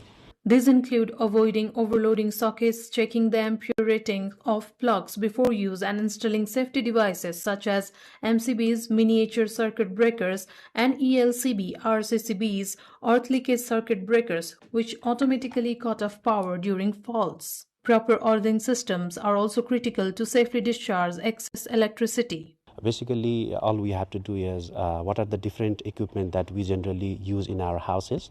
So we need to actually manage the load, and we also need to have the capacity of MCBs and so many other components that we require. Besides, while constructing houses, we also need to adhere with the Nepal Building Code and especially the electrical safety mandates that needs to be there within the system. With the pre-monsoon season approaching and thunderstorms expected to increase, officials stress that awareness, regular inspections, and proper safety measures are vital to reduce the growing toll of electrical fires in Nepal. Sabika Shrestha with camera person Samir Thapa reporting for NTV World. In this context, we asked the public how can such accidents be prevented. Let's take a look at what they say in our public pulse segment. नेपालको building कोडमा विद्युत बारे केही कुरा उल्लेख पाएन, राम्रो कुरा भएन, देखिएन। कुन चाहिँ वस्तु कति मात्राको विद्युतीय चाप प्रवाह हुने हो त्यो अनुसारको पहिलो तार र त्यो प्लगहरूको व्यवस्थापन हुनुपर्दछ। ठुलो मात्राका उपकरणहरू निकै धेरै मात्रा विद्युतीय चाप प्रवाह हुने ठाउँहरूको लागि त्यही अनुसारको तारको मोटोपन र त्यसको प्लगहरू पनि त्यति नै बलियो खालको राख्न आवश्यकता हुन्छ। ठुल्ठुला घरहरू निर्माण गर्दाखेरि निर्माण व्यवसायीले अथवा घर धनीहरूले पनि अलिकति मापदण्ड अनुसारको चाहिँ नियमलाई पनि जानेर अलि तालिम प्राप्त त्यस्ता खालका मान्छेहरूलाई सोधेर नजानेको है त्यस्ता इलेक्ट्रिसियनलाई ल्याएर राख्न सकियो भनेदेखि यो दुर्घटनाबाट अलिकति बच्न सकिन्छ र यो अडिट पनि भन्ने कुरा छ। अहिले यो चाहिँ इलेक्ट्रिक अडिटको कुरा पनि आइराखेको छ। अब यसको पनि अझ गर्न सकियो ठुल्ठुलो चाहिँ अब हाई राइजिङ बिल्डिङहरूमा यो गर्न सकियो भने यो हामी दुर्घटनाबाट बच्न सक्छौँ। विद्युतको बारेमा राम्रो किसिमको जनचेतना चाहिँ हुनुपर्छ। विद्युत अब खास गरी दुई प्रकारको हुन्छ, एसी र डिसी होइन। खास गरी अब यो घरहरूमा कार्यालयहरूमा हुने एसी नै हो। यसलाई चाहिँ प्रयोग गर्दाखेरि सावधानी चाहिँ अपनाउनै पर्ने हुन्छ। र एउटै मल्टिप्लगमा चाहिँ धेरै उपकरणहरू चाहिँ हैन जडान गर्नु हुँदैन। घर बनाउँदाखेरि चाहिँ हैन जस्तो संरचना बनाएको त्यही अनुसार चाहिँ के गर्नु पर्यो, हाम्रो चाहिँ इलेक्ट्रिक चाहिँ त्यो क्षमता भएको हैन जडान गर्नु पर्यो। लिँदाखेरि चाहिँ के इन्स्योर गर्नु पर्यो भन्दाखेरि नेपाली स्ट्यान्डर्ड अनुसारको तार हो कि होइन। बाहिरबाट आएको सामान छ भने पनि हाम्रोमा के भने नेपाल गुणस्तर नलिकन पाइँदैन। कन्स्ट्रक्सन हुँदाखेरि 10,000 स्क्वायर फिट भन्दा माथिको लागि इलेक्ट्रिकल ड्रइङ अलिक कम्पल्सनको तरिकाले हेर्नुहुन्छ। तर त्योभन्दा तलको रेसिडेन्सियल होमहरूको लागि चाहिँ त्यति कम्पल्सनमा हेर्ने गरिएको छैन क्या। अनि अर्को पनि के छ भन्दाखेरि चाहिँ हाम्रो जुन काम हुँदाखेरि ड्रइङमा एउटा हुन्छ तर कन्स्ट्रक्सनमा त्यो अनुसारको काम भएको छ कि छैन त्यसलाई क्रस चेक गर्ने केही पनि छैन, आधारहरू छैन, पोलिसीहरू छैन। हिजोका दिनमा भन्दा आजको दिनमा इलेक्ट्रिसिटी विद्युतलाई अलिक बढी नै प्रयोग गरिराखेका छौँ। त्यो हिसाबले गर्दाखेरि घरहरूमा हुने वायरिङहरू हिजोका दिनमा जुन तारहरू प्रयोग गरिराखिएको थियो, जुन गुणस्तरको प्रयोग गरिराखिएको थियो त्यसले नपुग्न सक्छ। Especially when you implement a construction in a house, you need to be aware of what are the design requirement of electrical supplies, and based on the electrical supplies, the appliance that you choose and the removable appliance that you choose should be well enough to meet the demand. And should there be any hazard, you should be aware that you need to have additional facility for safety, such as a fire extinguisher or something like that, or earthing. Traditionally, अब चाहिँ यो इलेक्ट्रिसियनहरू मात्रबाट चाहिँ dependent भएर उहाँहरूले के कस्तो किसिमको चाहिँ wiring गर्नुभएको हुन्छ हामीलाई थाहा हुँदैन। त्यो भएर एक्सपर्टहरूसँगै चाहिँ हामीले सजेसन लिएर सुरुमै चाहिँ वायरिङ गर्दा चाहिँ हामीले चाहिँ यसबाट चाहिँ बच्न धेरै सहयोग हुन्छ कि जस्तो लाग्छ मलाई।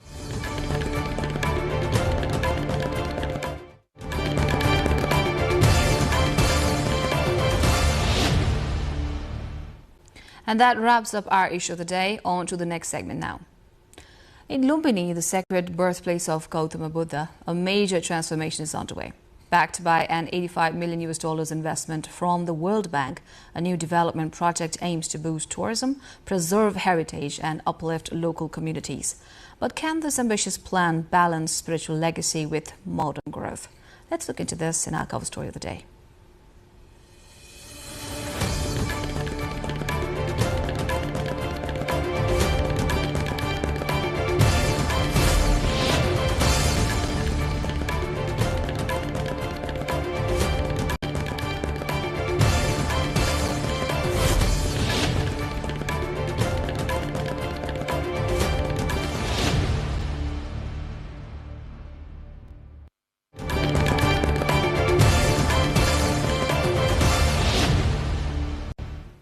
And now we turn into our cover story of the day. In Nepal, the birthplace of Gautama Buddha is set for a major transformation.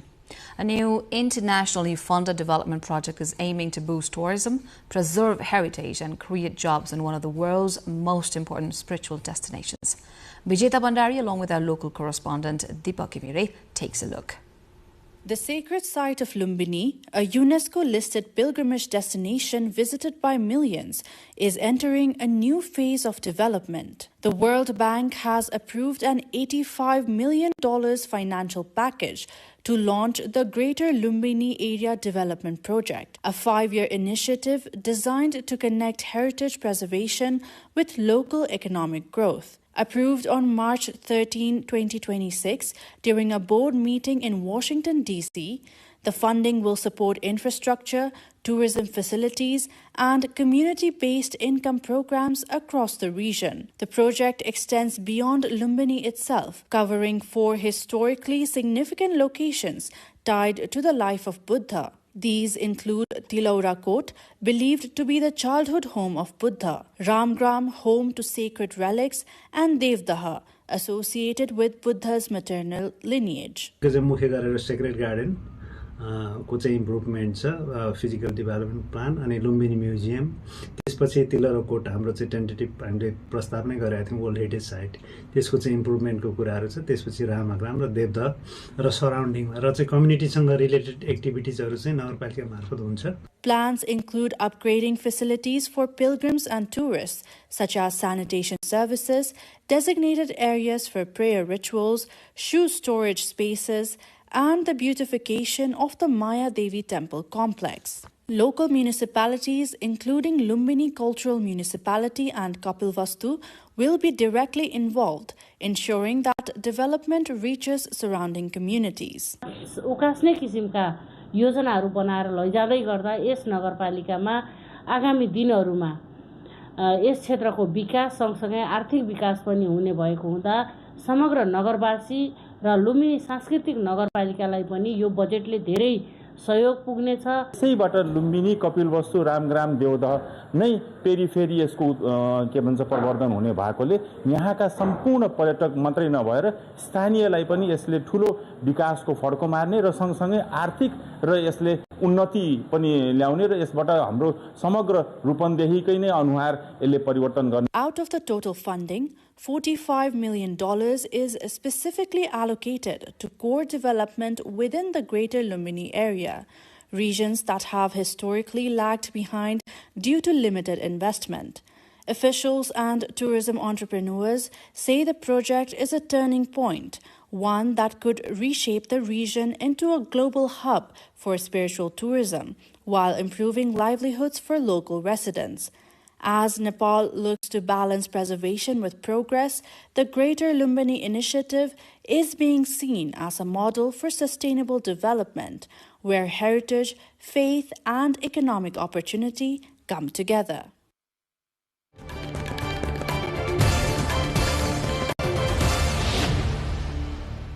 And that concludes our cover story. Now the remaining updates. Saraswati Lama from the Rashtriya Prajatantra Party RPP and Ruby Kumari Thakur from the Shram Sanskriti Party have filed their candidacies for the Deputy Speaker of Nepal's House of Representatives HOR. Lama's candidacy has been proposed by Gyan Bahadur Shahi and seconded by Tahir Ali Bhatt, Khushbu Oli and Bharat Giri. Likewise, Thakur's candidacy has been proposed by Rain Rai and seconded by Ashok Kumar Chaudhary and Ambika Devi Sangrola. According to the Secretariat schedule, time from 11 a.m. to 2 p.m. today was set for the submission of notice proposing any member be elected as Deputy Speaker in accordance with Rule 8.2 of the House of Representatives Regulations 2079. The notice regarding registration of nominations was scheduled to be published at 2:30 p.m. The proposers of the candidates will present the proposal and the supporters will endorse it, and the notice of candidacies will be discussed at the meeting of the House at 4 p.m. on April 10 for decision making. It is enshrined in the Constitution that the Speaker and Deputy Speaker of the House shall be represented by different political parties and genders. The current session of Nepal's Federal Parliament session is to be prorogued from Friday midnight. President Ramchandra Paudel made the announcement to end the current session of the Federal Parliament at the recommendation of the Council of Ministers on April 7 in accordance with Article 93(2) of the Constitution of Nepal, according to the Office of the President.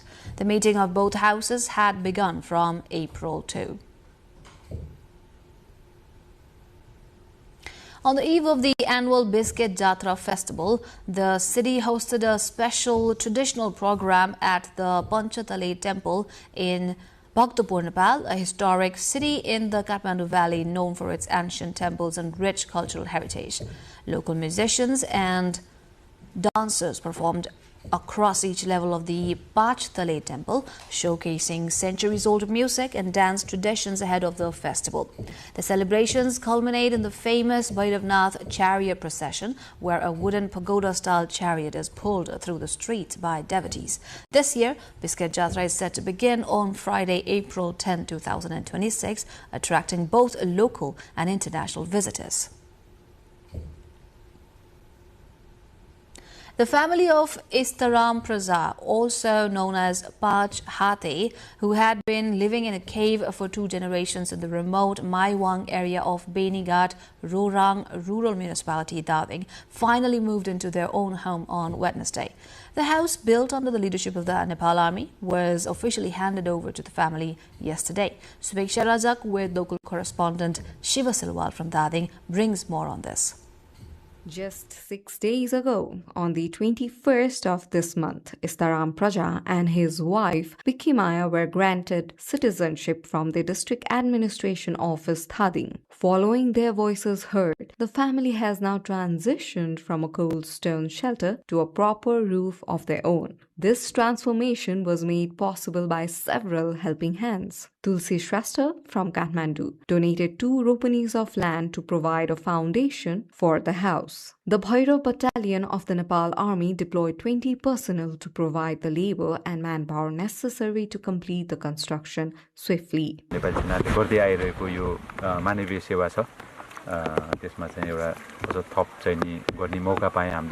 The funding and essential materials for the building were coordinated through the War Chairman's Endowment Fund, along with contributions from various organizations and private individuals.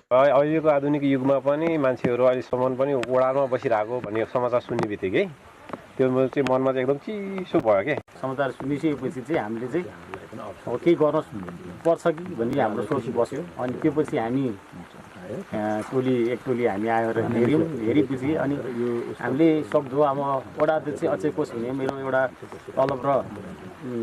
तलब र भत्ता भनौं म अब त्यो पाउने सुविधादेखि लिएर मैले त्यसमा एउटा कोषमा जम्मा गरेको थिएँ त्यो कोषबाट चाहिँ के गर्न सकिन्छ भनेर हामीले सुरुवात गर्यौं मैले अब यो अहिलेको अवस्थामा यो आधुनिक जमानामा पनि फेरि पूर्वको साथीले भएर चाहिँ वडारमा बसेर जीवनयापन गरिरहनु भएको सुने साह्रै नमिठो लाग्यो एकदम खुसी लागिरहेको छ यो चाहिँ हाम्रो परिमाणमुखी काम भन्दा पनि परिणाममुखी काम.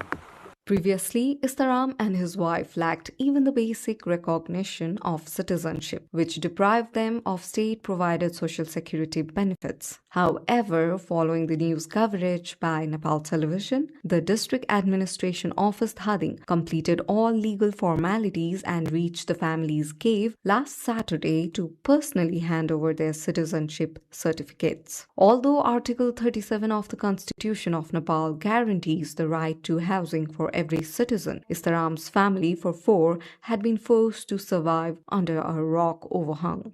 As they moved into their new home this Wednesday, the family expressed immense joy and relief, looking forward to a dignified and comfortable life. While Istaram's family has found a solution, there remains an urgent need for the government to launch specialized housing programs for the highly marginalized Chepang community. Beyond just shelter, ensuring access to health, education, and other basic necessities for these communities is the need of the hour.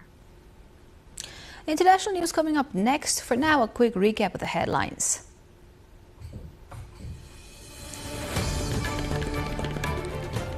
Prime Minister Balinder Shah relieves Labour Minister Deepak Kumar Shah of his post. President Paudel assigns portfolio to the Prime Minister. Former Prime Minister Oli and ex-Home Minister Ramesh Lekak released from police custody. Move follows Supreme Court's order. CIAA files corruption case against former Speaker Krishna Mahara and 27 others on gold smuggling charges, alleged of smuggling gold concealed in e-cigarettes. Prime Minister Shah urges Nepal Army cadets to uphold duty, discipline and responsibility, instills vision of integrity, teamwork and ethical service among officers. Nepal marks Electrical Safety Day today. Electrical fires become leading cause of domestic fatalities in the country. And Israel strikes Lebanon in deadliest attacks yet. Ceasefire at risk as more than 250 killed ahead of Iran-US talks in Pakistan.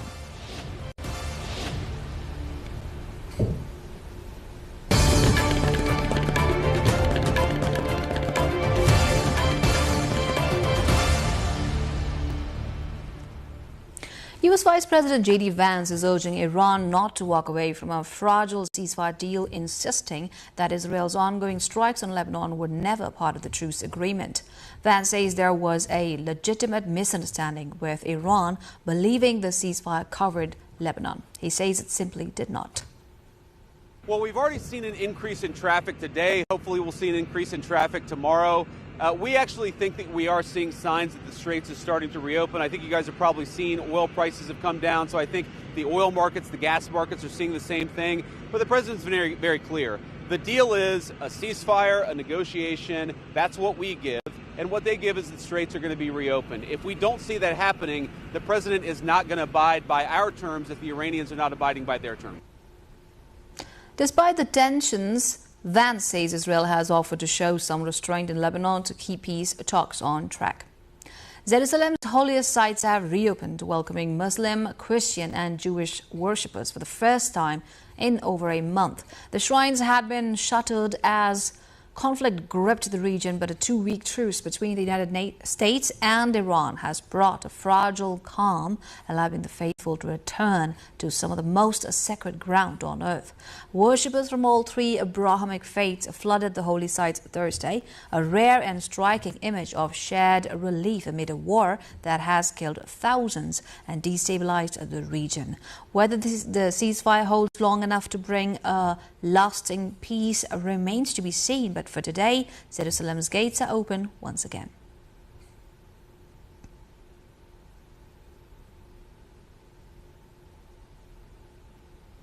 Millions of Indians have cast their votes in 3 simultaneous state assembly elections. Voters across Assam, Kerala and the Union Territory of Puducherry went to the polls today in single-phase elections covering nearly 300 constituencies combined.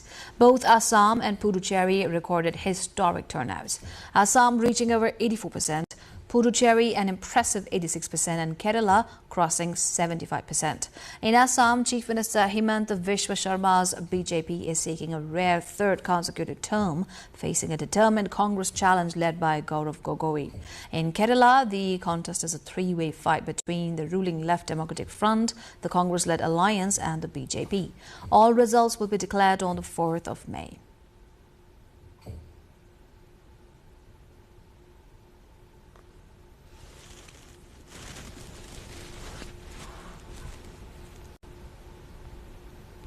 The crew of NASA's Artemis 2 mission is on its way home, expected to splash down Friday evening after completing a historic flyby of the moon. Back in Houston, astronaut Jeremy Hansen's wife Catherine says the mission has changed the way she looks at the night sky, saying she now realizes the crew is more than halfway through and will be home in just days. Yesterday, I started to realize, whoa, they're more than halfway through their mission and they'll be coming home in a few days. There's been a lot of happiness and excitement, a lot of joy, and also some heartwarming moments watching the real human side of the crew. There's also been some anxiety and some wanting to get him home safely. The flight marks humanity's first crewed journey to the moon in over half a century, a milestone mission paving the way for future lunar landings.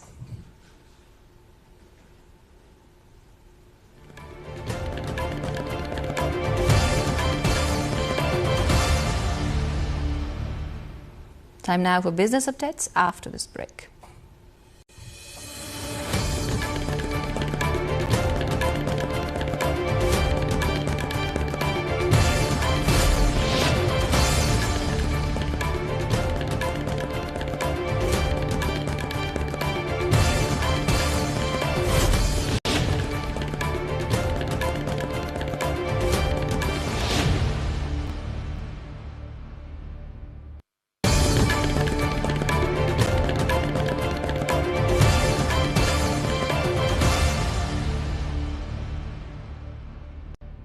The 6th South Asian Conference on Reimagining Good Governance has officially opened in Lalitpur, Nepal, bringing together policy experts and youth leaders from Nepal, India, Bangladesh, and Sri Lanka. Organized by the Nepal Administrative Staff College, the conference highlights the critical role of youth in driving regional development, addressing contemporary challenges, and reshaping public policy.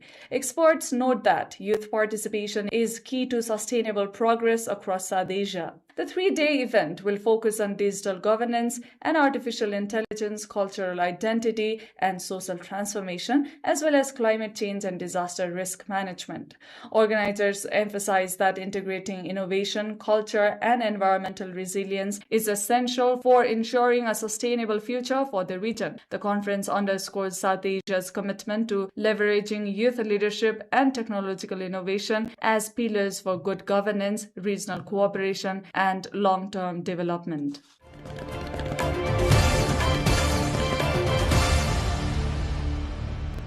The European Union says freedom of navigation in the Strait of Hormuz must remain unrestricted, rejecting any proposal to charge ships for passes. Speaking in Brussels, the European Commission spokesperson Anwar El Anouni stressed that international law guarantees transit with no tolls, calling it a public good. Law actually says, and international law provides for the freedom of navigation. Which means what? It means basically no payment or toll whatsoever.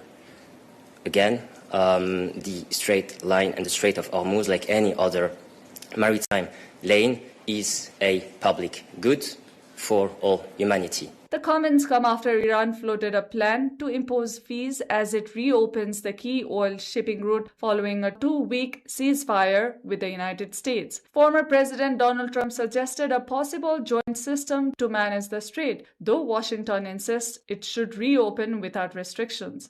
Despite the truce, traffic through Hormuz remains sharply limited, raising ongoing concerns for global energy markets and supply chains.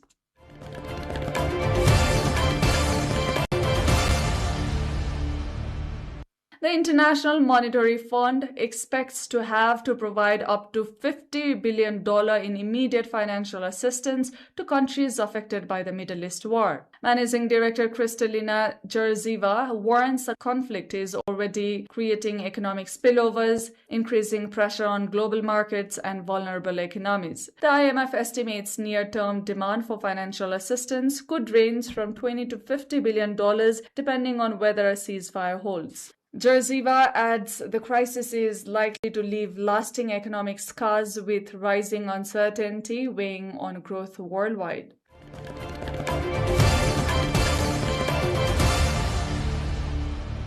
Bollywood is celebrating a box office landmark as the spy action thriller Dhurandhar, The Revenge, rewrites the record books for Indian cinema. The Ranveer Singh-led film has crossed $174 million globally, becoming the first Indian film ever to surpass $25 million in North America, overtaking the long-standing record held by Bahubali 2. Directed by Aditya Dhar, the Hindi-language spy thriller has also become the highest-grossing Hindi-language film domestically and has entered the top 10 highest-grossing films of 2026 worldwide, competing directly with Hollywood blockbusters.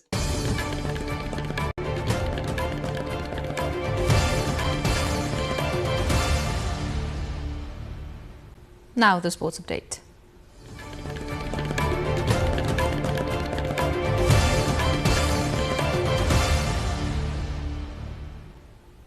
Paris Saint-Germain and PSG have taken a commanding advantage in their Champions League quarter-final, beating Liverpool 2-0 in the first leg in Paris. The French side was in complete control from the start, scoring in the 11th minute and adding a second just after the hour. PSG dominated possession for nearly three-quarters of the match, leaving Liverpool with almost nothing to show going forward. Arne Slot's side now face a formidable task in the return leg at Anfield on the 14th of April, needing to score at least twice without reply to keep their European hopes alive.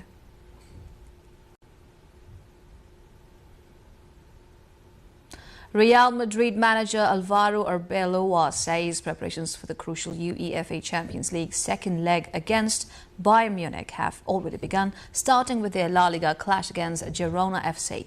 Arbeloa stressed that momentum is key, with every match forming part of the bigger picture ahead of the European showdown. He confirmed that Jude Bellingham, Eder Militao and Eduardo Camavinga will start against Girona. In the La Liga standings, Real Madrid FC sit at the top of the table, while Girona remain in the top four, making this a crucial clash with a title and Champions League implications.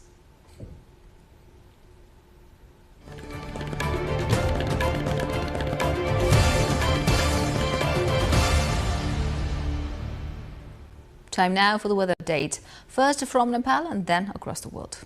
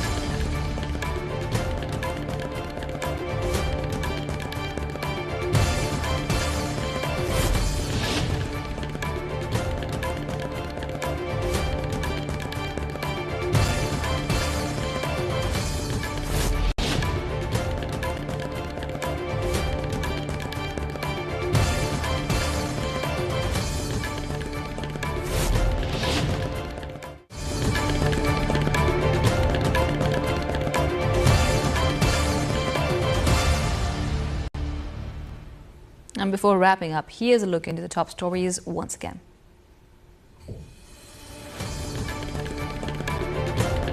Prime Minister Balendra Shah relieves Labour Minister Deepak Kumar Shah of his post. President Paudel assigns portfolio to the Prime Minister. Former PM Oli and ex-Home Minister Lekhak released from police custody. Move follows Supreme Court's order. CIAA files corruption case against former Speaker Krishna Mahara and 27 others on gold smuggling charges alleged of smuggling gold concealed in e-cigarettes. Prime Minister Shah urges Nepal Army cadets to uphold duty, discipline and responsibility, instills a vision of integrity, teamwork and ethical service among officers. Nepal marks Electrical Safety Day today. Electrical fires become leading cause of domestic fatalities in the country. And Israel strikes Lebanon in deadliest attacks yet. Ceasefire at risk as more than 250 killed ahead of Iran-US talks in Pakistan.